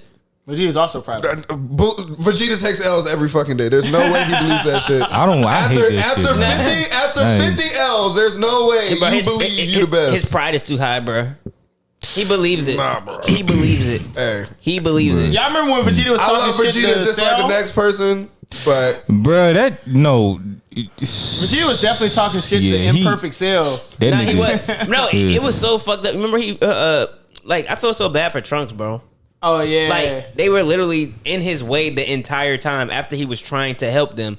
And this nigga, they had an opportunity to literally kill Cell before Yes. he came perfect. Vegeta literally kicks this nigga into a mountain and gives this nigga Cell a sensu bean. Bro, and these two dumbass niggas, not even just Vegeta, Vegeta and stupid ass Krillin. Bruh, Krillin, Stumped on the literally damn every remote. motherfucker. You came back. You went to the future to warn these niggas. You like, okay, give Goku this. We have a cure. What more Give can this Vegeta? shit I to mean, him. Trunks do? You cure a nigga that you was so dependent on, who ended up He was giving like- this he was fucking like, parasite a damn sensu my bean only uncle- to fight his son. my uncle and my father are Bruh. idiots. He did all They that. literally was fucking up everything. It was like they wanted to fight this nigga Cell. Like, nah, I need to experience this nigga. Like, that shit is crazy. I'm not gonna lie. When Trunks first, like when they first saw the Android 17 and 18, and they were coming to life, he was like, "Oh no, no, bro, it wasn't even them. He was like, "Wait a minute," it was Android like, 16. It was Android 16. He didn't know about 16. He was like, "What the fuck?" First of all, Android 16 was my favorite Android. He didn't even know about Android 19. Yeah, that shit was His hard. character design is just the fly. He the flyest. So it was Person. 3 Androids. And Hell no. Trunks and him. You think you fly that? You think they were flyer than 17? 17 was two. Which one's the one in the black with the orange bandana? That's 17. That's Okay, 17. no, I meant 17. 16 is the dude with red hair. 16 looked like he had on a fucking. 19 was your favorite? I said Android 16, the big diesel nigga. The one that had a red mohawk. He had a red mohawk. And he blew I ain't himself gonna up. hold, he bro. looked like Jack from Tech. Yeah, he was like, Yeah. blasters fire. That shit was You hard. said that was your favorite? That was my favorite Nigga. Android from that arc. Oh, That nigga looked like he had on a football uniform. like, he the worst Pads one. and everything, Nah, bro. I know that shit- arc. He Yeah. was tough though. Like he was took tough, on Imperfect Cell by himself. Yeah, and the way that he stepped in, because all right, so what made 16 like real special was the fact that like he was a lesser version of 17 and 18. Right. And it showed, but he was more like in touch with his humanity than That's the fact. rest of them. Like, remember when he first saw the birds and they was flying, they Hell was yeah. talking to him and stuff like that. It was like, despite the fact that he was still an android, for some reason he just had more of his humanity intact. That's fact. So, and then when he stepped in and actually did decide to blow up Cell, it was like it literally went against his programming. Because remember, Yeah, that his shit was programming crazy. was literally To kill Goku. kill Goku, kill Goku, kill Goku. It literally went against his program, and nobody was expecting that because he didn't really speak. That's so fact. like when he did, like that's kind of an iconic moment when he kind of went and was like, I'm gonna blew himself up. Nah, no bullshit. I'm not Even though gonna it's hold. This is kind of sorry. Okay. I ain't gonna hold. I think my favorite part in that Cell saga, well, before Cell went perfect, that shit with TN. Oh yeah, when he was TN, like tried to try being bro, shit. That shit was hard. TN was, he knew he didn't have a chance against Cell, Bro, that but the nigga- fact that he stepped in. TN has like so much potential to be a cool character. I Right. just feel like he's not. Tell Toriyama that. Toriyama. he has that. so much Niggas potential. definitely be spamming him in the game though.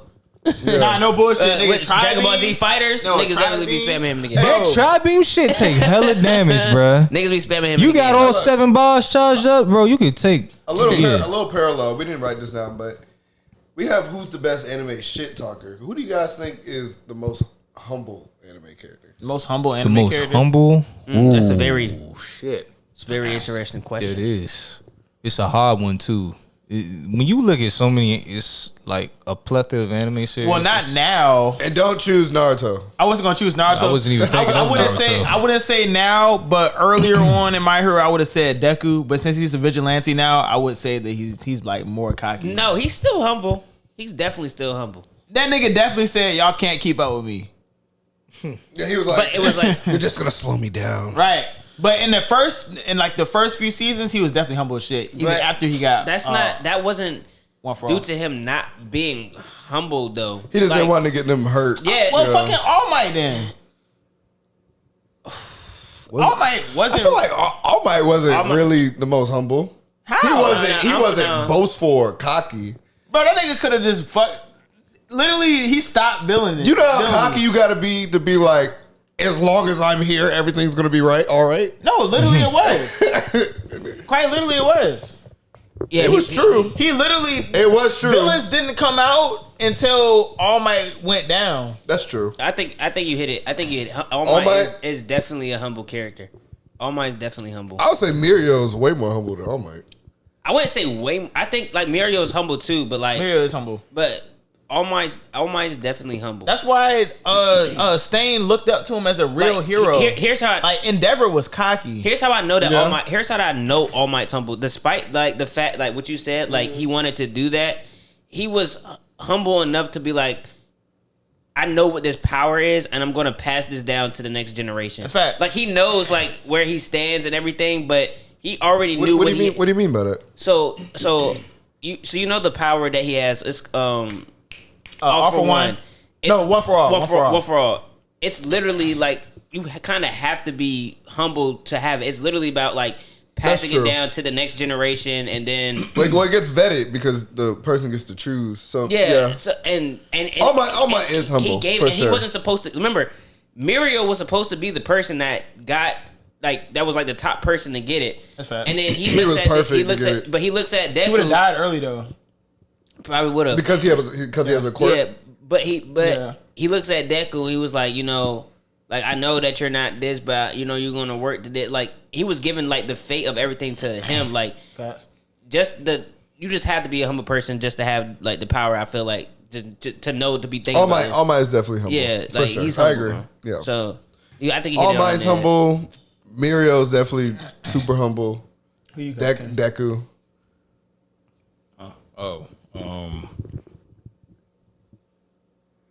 This is a humble character. What kind of mind? This shit is hard, bro.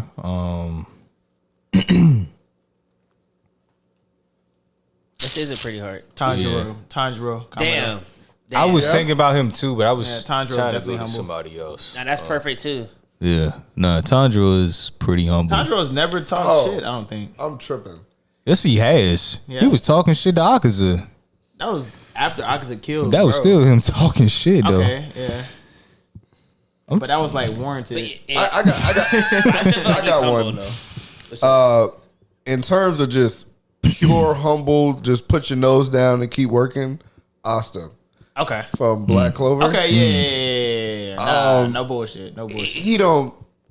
From what I remember, he don't talk shit to nobody. Right. He doesn't have like this superiority complex, even though right now.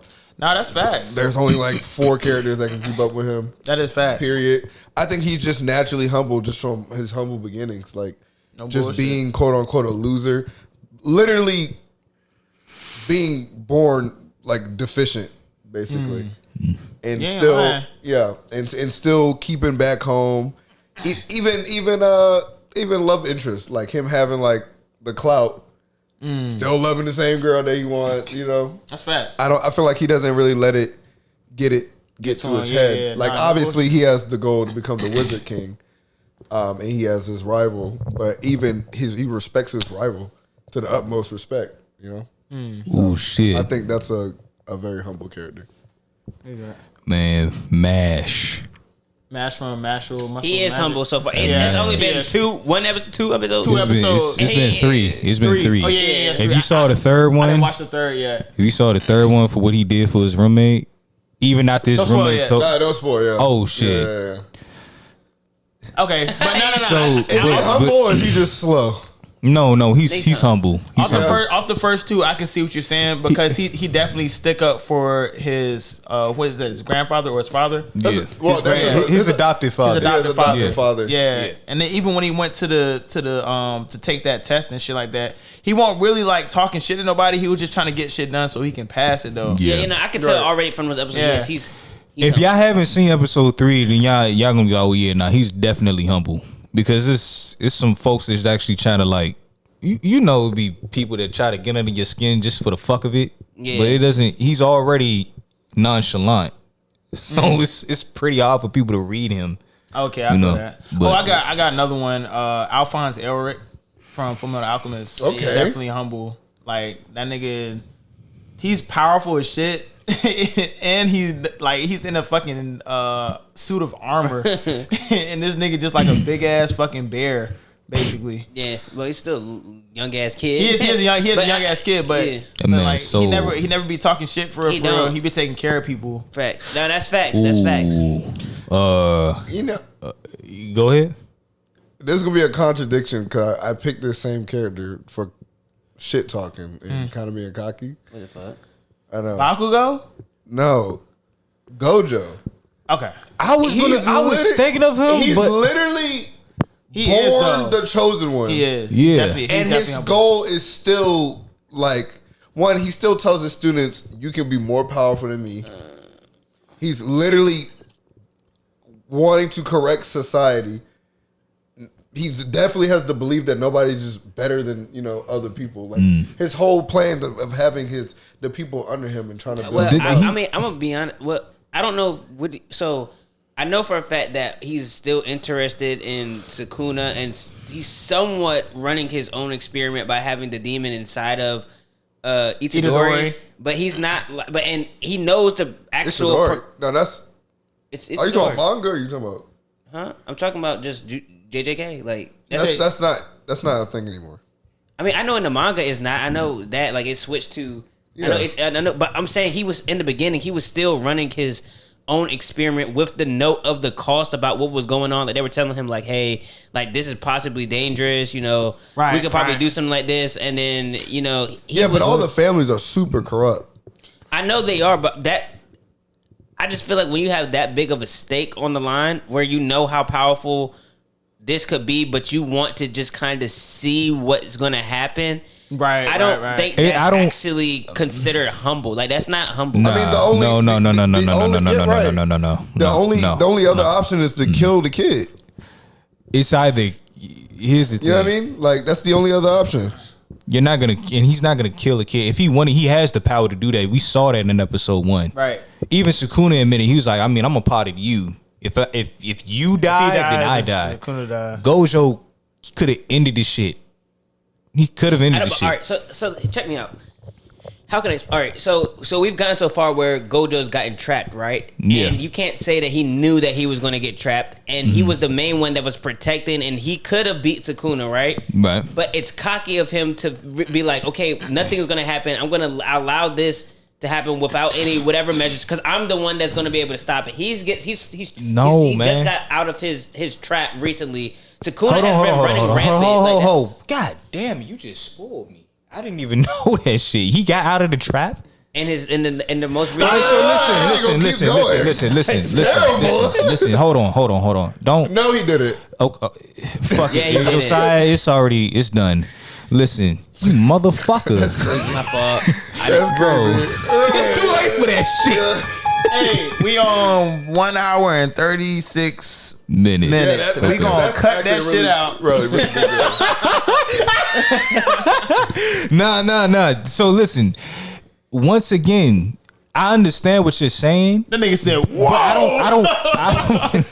I don't find that to be cocky though, because once again, you got to understand, this was a boy who he didn't know what the fuck curse energy and all that shit was. He was just in a situation where he just so happened to he had to take it to drastic measures.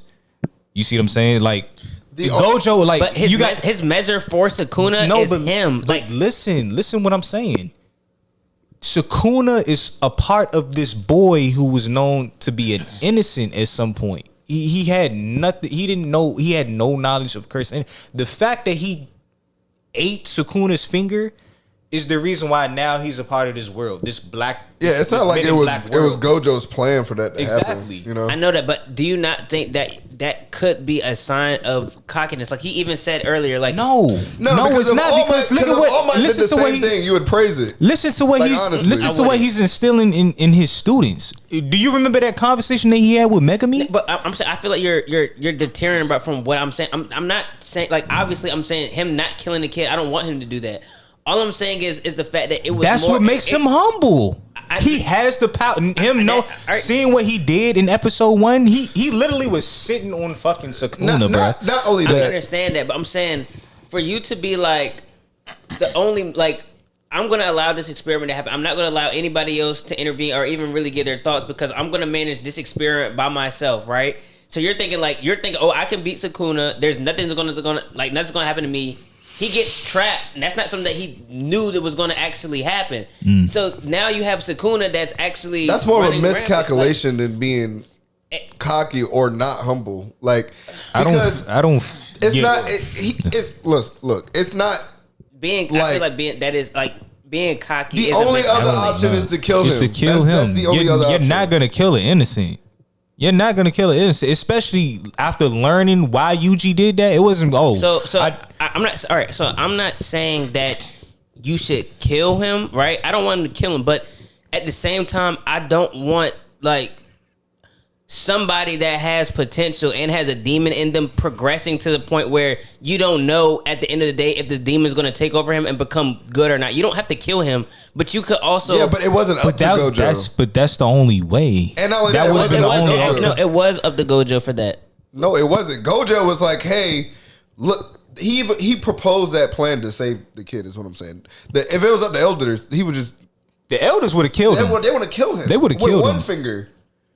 Gojo said no. Just provided value to the kid to like appease them. Like, hey, look, we can use him like as a storage to like get them on board with the fact of keeping him alive. Right. Yeah. You get what I'm saying? I'll agree to disagree. Like, I feel like he's humble, but I just still feel like there's a bit of cockiness there. Well, I didn't really get to finish my point. We went to that one specific point. I think knowing that you are, because like he said, like what did he say? Like under the stars, I alone am the honored one. Yeah, he knows that he could take the planet from what we know about how powerful he is. No, he can. That's why he covers. He can wipe the face of the earth. Right. He can get all the money, all the women, anything that he wants, and the fact that he can put himself on a human level to raise Megami, not Megami, Itadori. No, not Itadori. Megami. But Megami taking him from a rival clan, raising him, telling you, "Hey, I see power in you. Even you can surpass me. Yeah. Yuta, you can surpass me. Yeah, him being like him." And which he is. Instead of boasting his power, the only time to me when he ever boasts his power is when he actually believes like. Well, no, when he's in the midst of a battle. Now when he's like, no, I'd win. I don't think that's like him being cocky. I think that's him being like he believes that. Yeah, like for real. And you got to take consideration too, like him. The reason why he wears that blindfold. Not only does it drain him of his stamina, but it can also inflict damage of those that are around him. It's like pressure. I mean, you learn a little bit about that in the Shibuya incident arc. Like they explain that. So I mean, I just want to bring. If he didn't give a fuck, bro, he would have went he would have went out. He could have went the ghetto route, but he didn't. Put a normal human in his shoes, and it's a different story. Shit, I asked you the question. If you had the abilities of Gojo, like what would you do with that power? Because with great power comes great responsibility. Probably do the same thing he do. With Gojo? Yeah, I wouldn't. You a humble motherfucker. I wouldn't do no crazy shit. You a humble motherfucker. Ghetto, on the other hand, who was had a lot of potential. Right. As a like you see where he went. I mean, he has his reasons, which is understandable, but no, bruh. This nigga said. Well, I see. He's another reason why Gojo is humble. I think Gojo was super cocky before his best friend died. Oh yeah, he was. He said, "I have." That's not a spoiler. Not to you, but no, that was in the movie. Yeah, shit.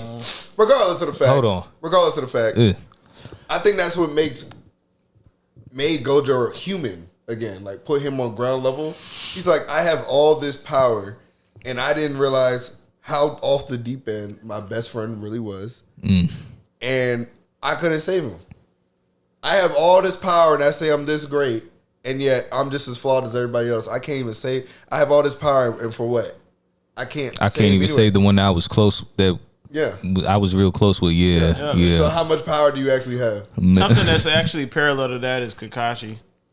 With him and Kakashi's humble too. Yeah, right?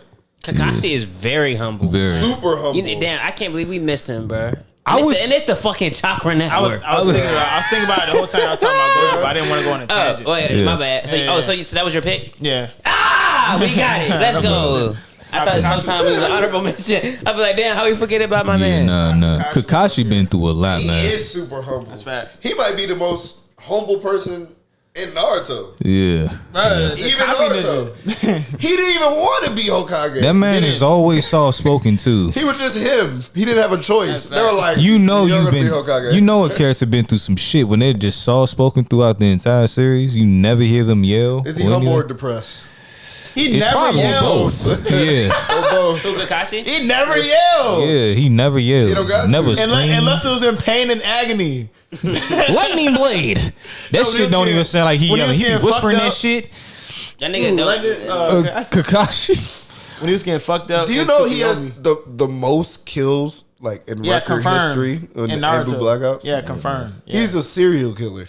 right. What type of missions did Donzo have this dude going on? Bro, he said, bro, you gotta Bro. heal, bro. This is the only way to heal. That Ambu, man. He was probably killing royal Kids. family babies and shit like that. Kids. Man. Tati was doing that shit too. Yes. At fucking Yes. 12. Yes, bro. No, younger. Yeah. It was younger? Yeah, he got in there when he was 8. Yeah, He bro. was the youngest member ever, right? Youngest member ever. Captain. That man, I mean, he you know, was. that's crazy. That nigga, but that just shows you how much of a bitch that nigga Sai was. You remember how that nigga That's ended correct. You remember I that thought you nigga? was about to say Donzo. You went to side. But because I'm saying, so that nigga, you remember when, Bro. alright, so like, you know how Itachi and Kakashi was an Amo, but they ain't let that shit get to them. That nigga Sai literally took that No, shit no, to the bro. fucking heart. Grow up being a child soldier, and I want to beyond that. Side literally, I mean- but Side, he, Bro, I think, you're talking about the greatest Ambu Black Ops agent ever, which is Kakashi, Right. And then you were saying what Itachi, right? Yeah, but He's a big murdered his whole family. He's not a good example at all. I know, but it's like, This He was before that. folded. He folded worse than Sai. I know, but no.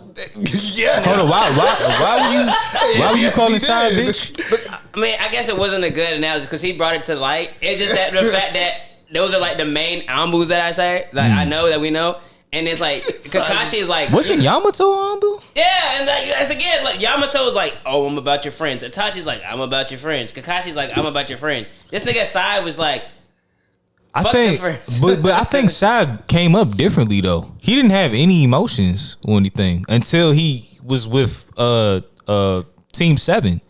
Because like think of Naruto changed everyone that he basically came across. I think Sai was a more realistic example of the average Ambu agent. and yes, he was more just- realistic. Okay, Yeah. Yeah. Like I think most of those dudes that grew up in that system of being child prodigy killers have no emotions. If you taught this, you die. Like very militant. so Shine that's your just boots. that's just a make your testament. bed. That's a testament to like the level that I guess that Kakashi, Itachi, That's what Yamato I'm- was on. Yeah, okay, that's Yeah. a better. Not All right, so Itachi. let's slide into the next topic, y'all. Next topic is what anime comes to mind when you say this word. Caleb, I'm gonna start with you. Yellow. Goku.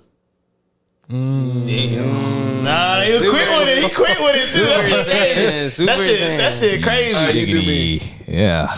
We should go. We should go. I'll go around everybody. I'll go around everybody. right. I'll first start me. All right, Josiah. Blah, blah, blah, blah, blah, blah, blah. Fast. Yeah. Is it out or is it Nah, just? you gotta say it fast. Like Man, you got 10 seconds. I'll give you 5. 10 seconds. 10 No, seconds. 10 because the first seconds. thing that came to my mind was Flash, but it's not anime. Oh, okay. Let's do it this way. So since I said yellow, right? Everybody gotta go. If somebody miss it, then they out. All right, Nah. that's cool. All right, that's Is that cool. cool? All right, Say it again. So basically, I'll say a word. Yes. And then everybody has to say some anime character regarding or on the line along the lines of that word. If you can't say one, then you're out. Okay. Okay. And then we're gonna hit the no. And it has to make good correlation because somebody could just say a random name and it not matter. Right. It has to make sense. I would be like, oh, Hey, and if we don't understand it, you gotta state your case. All right, Okay. cool. All right, right, cool. let's go. All right. Let's get Are it. you ready? 3, 2, 1. you out. Air. Avatar. Naruto. Wait, no.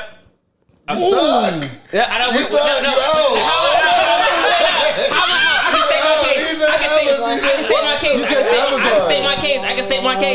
I can state my case. You out. We hit No. the button.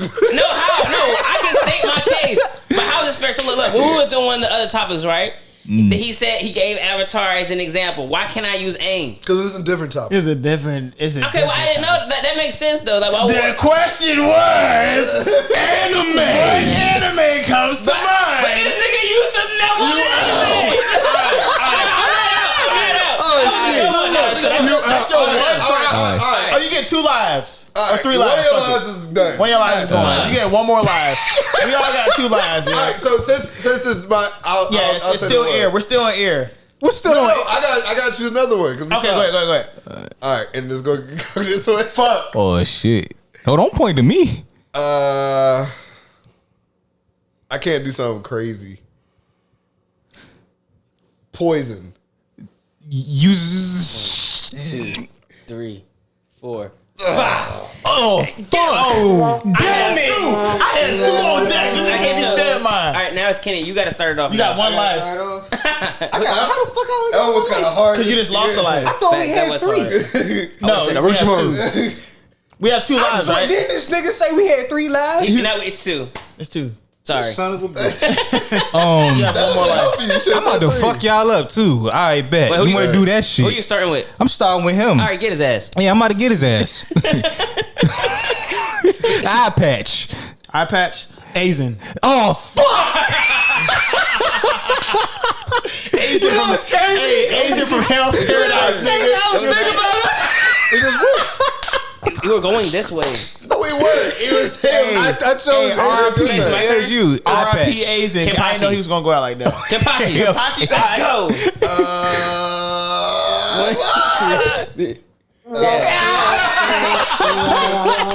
So you get Yeah, all y'all got 1 life. I gotta go again. Yeah, nigga. I gotta pick again. He said like Long Beach Griffey. hella characters with an eye patch. It is, yeah. can't But say you didn't get it. Would Kakashi have counted?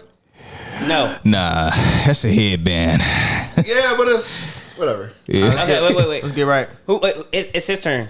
Because he got I out. gotta make another Yeah, one? you I'm like, get Oh the pick. shit. And you get oh, who Lord. you picking to start?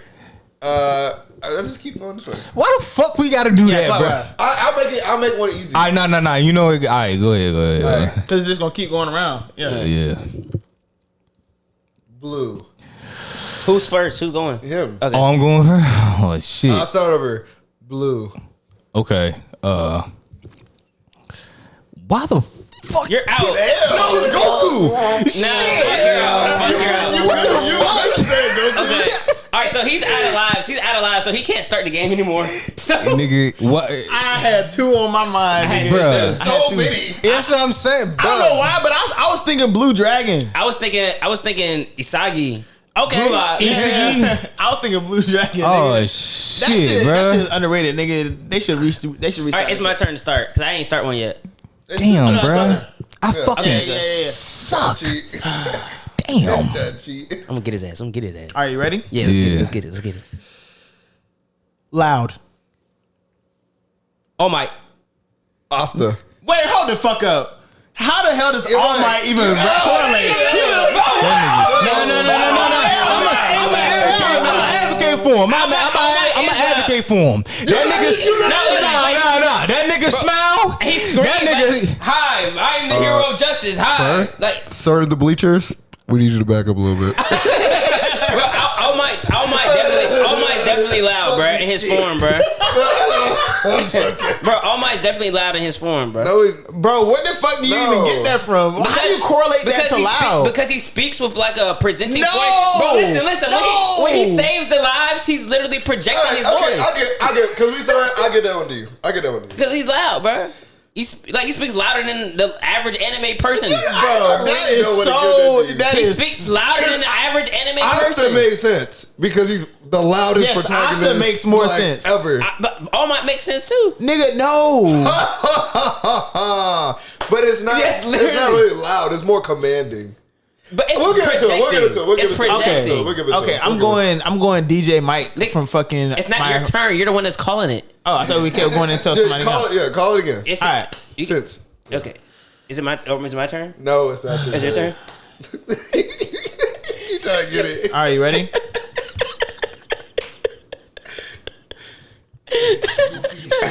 Three, Who's starting it? Him. 2. I know, but who's he asking? Just you. Okay. Are you ready? Just randomly pick. 3, 2, 1. Blind.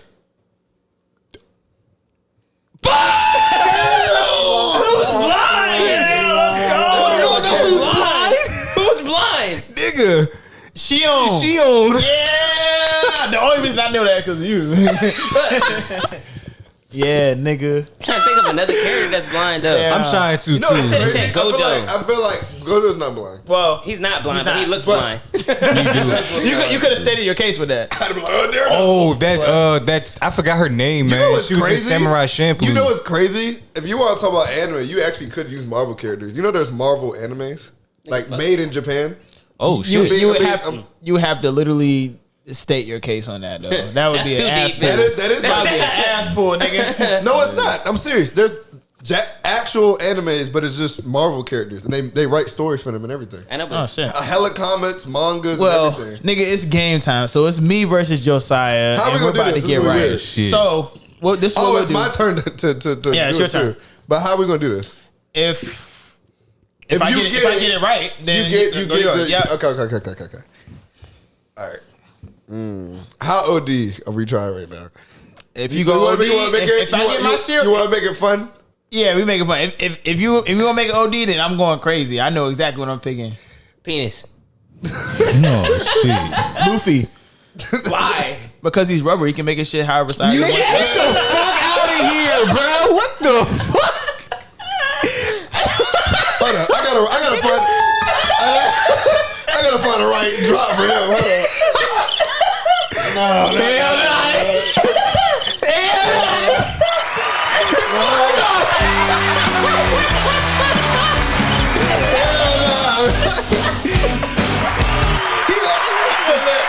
Man, nah, that nigga, you get that, bruh. And you, What were we thinking about? He's thought about this before. But I swear, it did not take him a second to think, bruh. This nigga is Luffy. I thought you being for real. You was for real, nigga. Yeah, I'm not trying to lose. He said penis. Oh, yeah. All right, my turn. Oh, hell. That fairy dust. All right. Oh, we gotta edit that. Hey, what minute is this? We had a minute and 56 minutes. I mean, an hour and 56 minutes. All right. Green. Orochimaru, Oh, What? the Sword of Kusanagi. fuck no. And the snakes. He summoned snakes. They're not green. green. They're white. Whoa, yes they are. Hold up, no. Let me state my case. No, I get to state my case. I get to state my case. His main snake is white. Hold up, I get to state my case. all them snakes. Hold up. It's the ones where his hand comes out and they turn into snakes, and there was a green. Bro, Yes. what? Yes, bro. What? What did you give him that? I don't know because Hold up. I don't associate green with Orochimaru. I don't associate his snakes. Like with I green. don't like he's not the first character that comes to me that's green. So Yeah, I mean, it don't matter. He still got shit that's green. Okay. You get a notch. You get a notch. But if I can't rebuttal, then we'll just have to go back and forth. Again. Okay. all right, it's AJ's turn.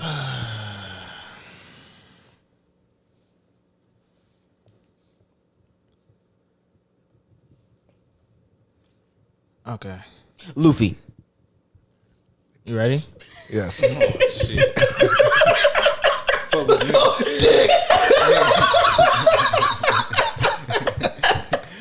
That's a stretchy ass condom. Oh my god, this shit's mad Human funny. condom. Just making it worse. Nigga said dick. Yeah, wow. Wait, that was the revival. Are you ready? All right. All right. 3, 2, 1. Hearing. Sound Ninja. Okay. Wait, is that an anime character though? Yes, the Sound Ninja. Sound that's not a character. That's a group. That's a group of individuals. We didn't say anything about characters either. It's not gonna be like superheroes. Earjack? But y'all know exactly what I'm saying. I thought he was gonna pick the air jack. That's what I was going for. That was the first person I was thinking. All right, you go. So I got that one. No, that's a notch, but I mean, So we're going to 3. I literally gave it to you because of the Orochimaru one. I can see what you're saying, but cool. Go ahead. okay. Y'all can't do that shit no more. Okay, yeah. I'm the judge. I'm the captain. I'm the captain now. All right, I'm gonna hold my finger for the 5 seconds. Wait. Y'all said I didn't get that one? No, you did. No, we letting you play again. Okay. Like, because of the Orochimaru bullshit. But You ready? after this is no more nachos. No, but mine made sense though. Sound Ninja. Yeah. It's a group of Hearing? I know, but I get it. It's a group of individuals though, not Bro, anime he characters. got it. He got it. We all said individual anime characters. Yeah, he got it. He got it. Let's go. Let's go. Okay. Oh, it's my turn. Yep. Okay.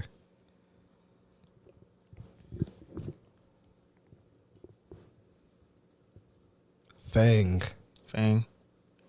Kiba. That nigga came with the heat. No, he could have went with a couple of characters. All right.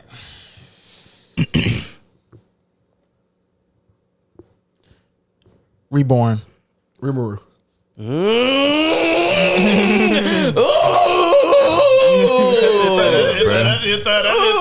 Reborn. Damn. Bars, nigga. Damn. Bars, nigga. Damn. He didn't even know he knew that was anime. Nah. I don't even know who that is. You never seen Reborn? Nah. That time I got reincarnated as a slime. No, That's what Rimuru is from. But Reborn is also anime. oh, you said Rimuru. Yeah. Oh, I thought you said Reborn. No, like he Hitman said Reborn? Reborn. Yeah, you know, he said Reborn, but Yeah. there's an anime Called called Reborn. Reborn. Hitman Reborn, yeah. But that's not a character. Tuna is the character. Yeah, that's true. Yeah. Think I What, pulled a what U. the fuck? What is this anime? I might have to watch that shit. Oh, it's hard. Yeah, Tuna's well. that. My time I got reincarnated as a slime. That's hard too. Well, that Oh too. my But God, it's so Reborn's good. good too. Oh, my time I got reincarnated as a what? A slime? Yeah. You gonna think it's trash? Just keep watching. Nah, I it's good promise as you, fuck. it's so good. But anyway,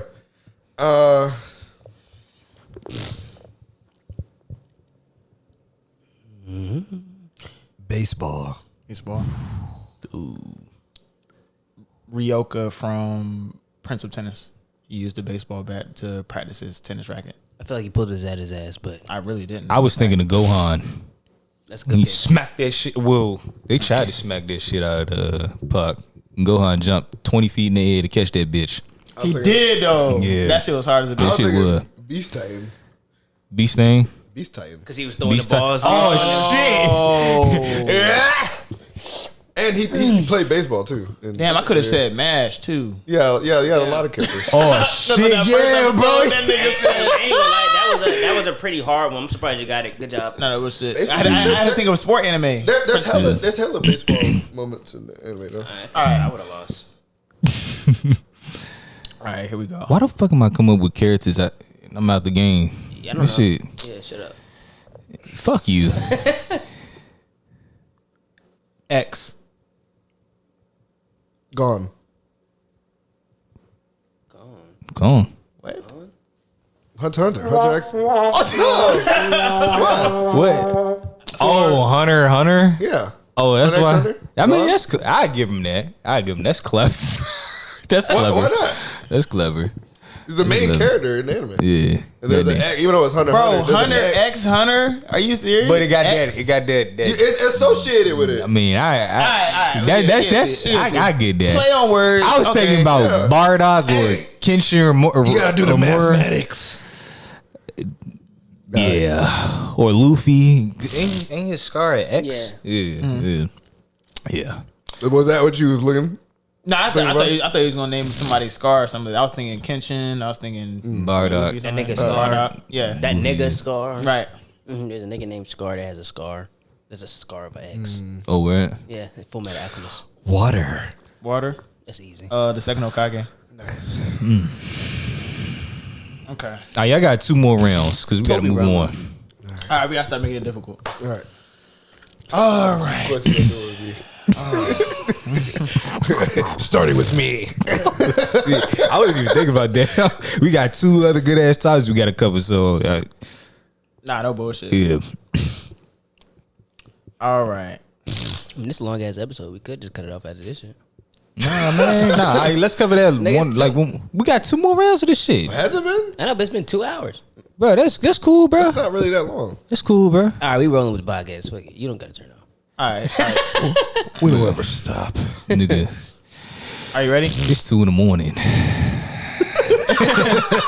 No, it literally is. Literally. But we gotta make that a drop. It's 2 in the morning. 2 in the morning. All right. Here you go. Are you ready? Yeah. Sleep. Out. Get But the thing is, did he lose a life?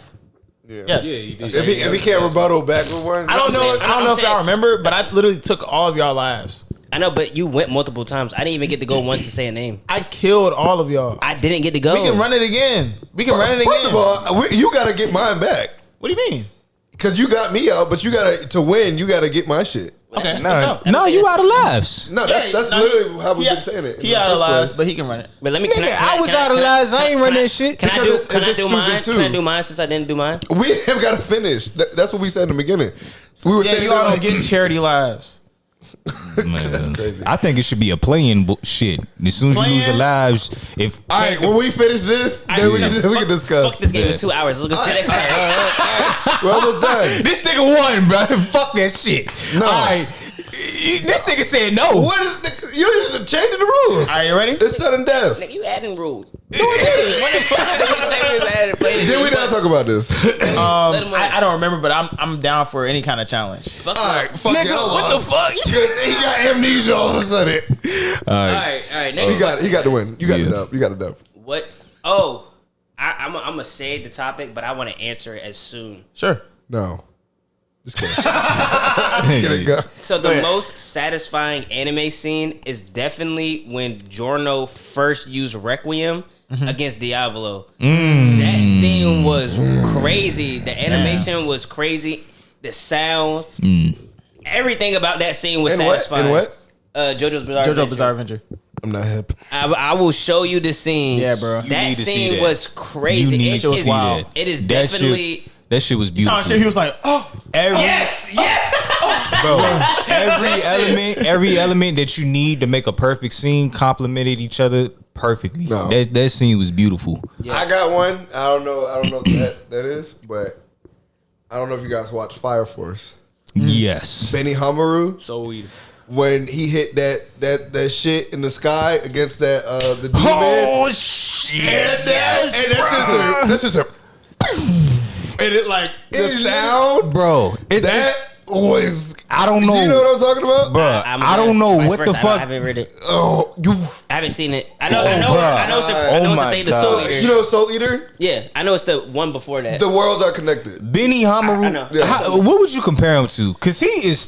He's It was OD. time. He's It was time. Gojo. It was times in those scenes where he was supposed to get. I thought he was going to get caught up, but he just. No, he's the most OD. That shit is crazy. Without, he's OD. Yeah. Them sound effects they be having in that shit, man.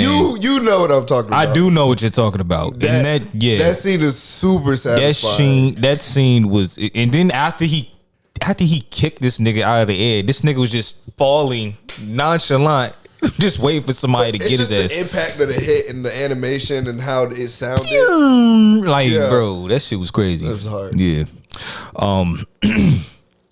Damn, that is a tough. Come back to me. I got you.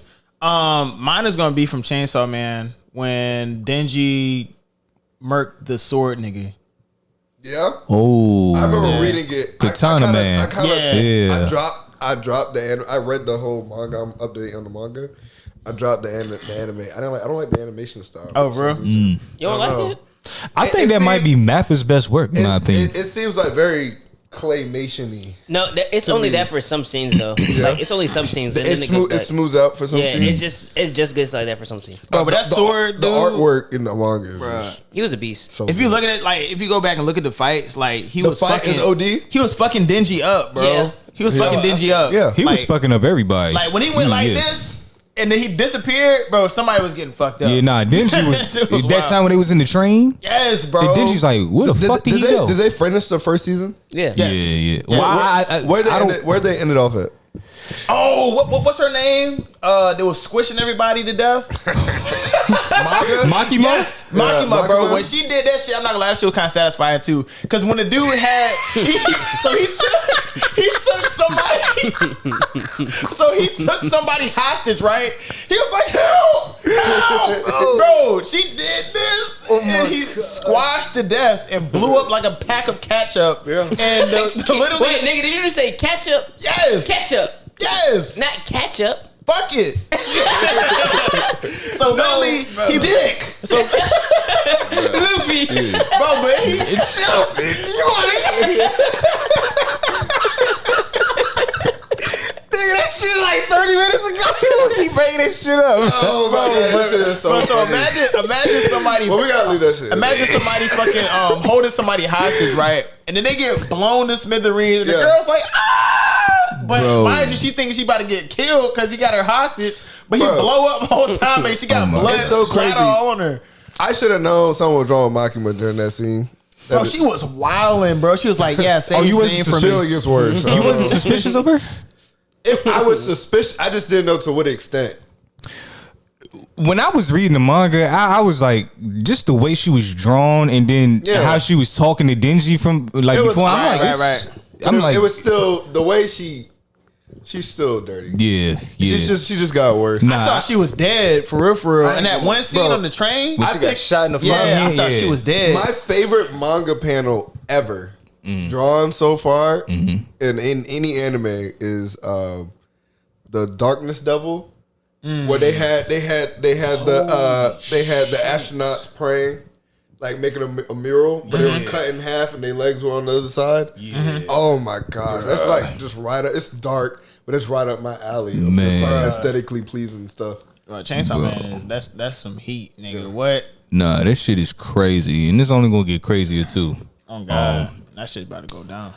So But- y'all, did you have your satisfying moment? Yeah. What's up? So my most satisfying anime scene was. Have y'all seen Death Parade? I haven't, but we did talk about it a couple times on yeah. some previous episodes. Death Parade. It's only 12 episodes. Whenever y'all get a chance, like we can literally watch that shit tomorrow. I mean, that's if we're coherent. By any sense. But we not watching shit tomorrow. We ain't watching shit, nigga. I ain't gonna hold. Nah, we lit. But There's indeed, some in the water here. We got all these artists out we here. got our shit The on. whole time we Shout out to the we 757. promoting this shit like a bitch. Like a Nah, no cap though. y'all better Hey. shout us out. Shout out P. Thanks for bringing us to the city. For sure, without a Yeah, I doubt. know. Who are your friends, bruh? I need to know who the fuck gonna be up on stage talking about for real's friends. Who the hell are your friends? It better be J. Cole. We gonna figure it out. Yeah, we are indeed. Who are your friends? But yeah, my most satisfying. Damn, don't hold on. Fuck. Oh, Death Parade. So the main character, I forgot his name, but he's they're called arbiters. So they're basically Judges. Yeah, they judge like where you go. Like you're in purgatory, and they put you through these games and shit. And it's not. It doesn't matter if you win the game or not. They just want to like they judge you based off of your actions and decisions and shit. So it was a girl who she was dead. I don't think she realized she was dead, but then like as time progressed, she realized that oh shit, I'm dead. I'm deceased. Yeah. And then come to the end, because arbiters they have no emotions. They're not supposed to. They have no empathy nor sympathy towards humans. That's the reason why they're chosen to like judge people. So the main MC, you never see him show any signs. He's like MASH from what we've seen so far. Like he's totally apathetic. Sure. Until it gets to the end, where he is now set to judge her. Man, that scene was so fucking good, man. He set it all up to make it seem as though like, yeah, so you know, there is actually a way to where you can be brought back to life. Because she actually had a good she had a good living. She was like a dancer or something. Like she was a promising dancer, but then it came down to an injury and all of that. And she was so stunned by that she ended up killing herself. And she hurt her mom. And her mom has this whole memorial set. So whenever she comes home, she goes to the memorial, just to Mourn her death. yeah, just to mourn her death. Yeah. And this nigga set this whole thing up. I even believed it too, to where he was like, look, I'll give you this. It was like this controller. You press this button or some shit like that, and you'll be brought back. Damn. But if you do that, then that means that someone else is gonna have to die. Right. So it's like an exchange of someone else's life. He gave her the remote, and it was all a test the whole entire time. She didn't press the button. She said, "No, I'm already dead. Like, I'm the one that chose to take my life." And when he saw that, he started crying. And this is an arbiter. He's not supposed to have any emotions. He's not supposed to have any emotions. And Did you cry?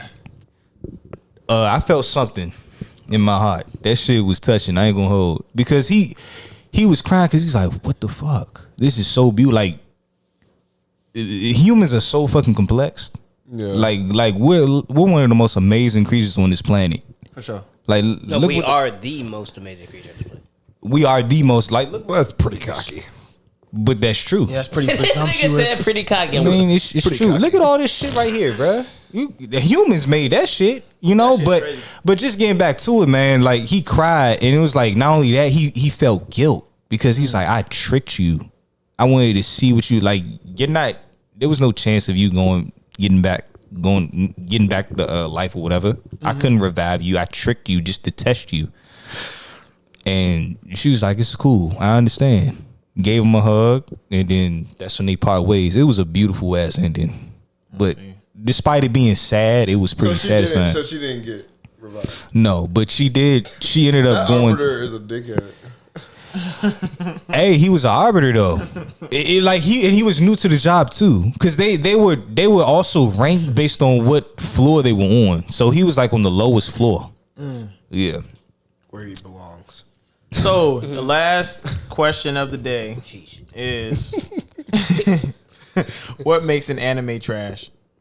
You can just be concise with it. Makes an anime super trash when they have a really cry baby like protagonist, and I know a lot of people gonna be like, "Oh well, if you was yes," as some people, if you was in that same position, then I'm like, yeah, obviously, but I'm watching it. You know what I'm saying? So, but yeah, it's like I in the beginning, I really did not like Deku. Like, I really did not like the character because I just hated the fucking crying. I didn't like Tanjiro neither in the beginning, like, especially when I saw the movie when he was crying after Rengoku died. It was just too much. Like, I don't like when a protagonist is Stop all that crying shit. yeah, like, just stop that shit. But, That shit, that- but Okay. they Oh, fuck grew all on that me. talking. Let's do it. Like, they grew, like, Deku definitely grew on me because then he started having some real nigga moments, and then Tanjiro too, because he's not crying as much. Like, he's not crying as much. But Deku the first season, I couldn't take it. It was really bad. But he's like a Rod Wave song. facts. Facts. The Rod has stands out there, so we gotta be careful. And nah, them niggas about that. Hey, man. But all right, so about for that. me, constant anime tropes where they just follow the formula of a shonen, and it's just so obvious, you know. Yep. One anime and another thing, and this is so crazy. Annoying voices for the main character. Okay. Wait, did you say you don't like Goku's voice? In Japanese? It grew on me. Like, I didn't like it, but now it grew on me. But no, Asta. Oh, but them first Yes, three, bruh. four Japanese. episodes, Yeah, Yes, Japanese man. was I wild. thought I didn't think I was gonna get through it. And they had the constant anime He'd be like, trope. Yeah, it followed the whole Sasuke Naruto thing. Right. The two guys, one girl, you know, team up. Yeah. Hard work versus natural talent. Just very constant tropes. Right. Now, Black Clover ended up being heat, fire. Kind of just flipped it on its head. But seeing that, usually, I think Black Clover is the outlier. It's usually like a telltale sign for me to drop an anime. Yeah. For me, what makes an anime trash is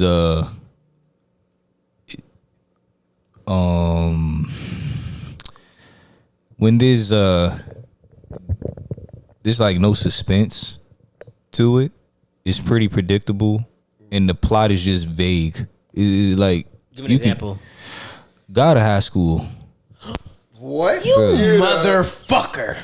Bro, God of High School makes no fucking sense, bro. You didn't read the webtoon. You just don't get it. God of High School is mad fire. Nah.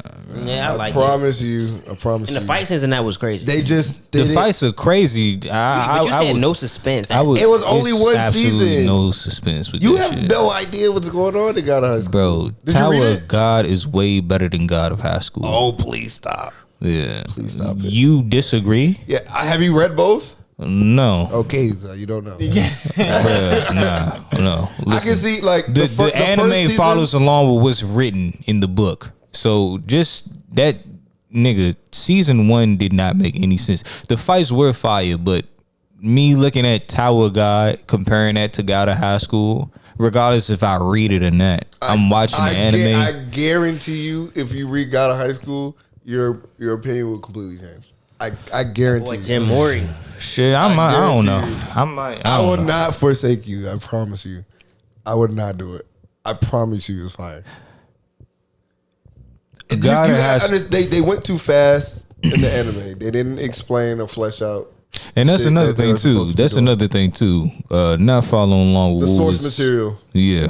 So that's probably why.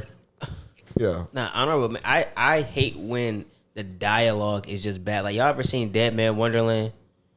People love that. I know the concept of it is good. Yeah, but if you go, I know what you. But if you go and re-listen to the dialogue, it's not good. Like they say weird stuff at weird times. But the actual concept of the show is really good, and it was still interesting. I was mad it didn't finish it, but like, yeah, but dialogue. But like why do I like Black Clover? I like it, but I hate so much shit about it. It's like Drake. It's like a love-hate thing, man. JJK's dialogue is kind of weird too. JJK? But I like it. But it's I like it. You think so? Yeah, it's very dry. Everything is dry. But I like it because it's almost more realistic. But Dead Man Wonderland's one is different. Like, they just say, like, you got to see it. Like, it comes off as... It's one of I saw it years ago. You saw it? Yeah. But I didn't take it seriously. This is one of them animes just for action. Art style and stuff like it's one of the first ones I seen. It was never mind. I was about to say something. I'm gonna say it anyway. We can cut it out whether it needs to be cut out. It was the first time I saw like some anime titties just naked. Like, you remember the white girl? Yeah. She have no clothes on the entire episode. She was naked? Nah, she did have clothes on. No, she did it. Yes, she I thought did. she had the bandages on. No, she took. Nah, she had off, on bro. this tight ass suit with these mittens that she was always running around in. Bro, she took the shits off, bro, and was running around naked, She bro. took that. I don't remember that. She literally had.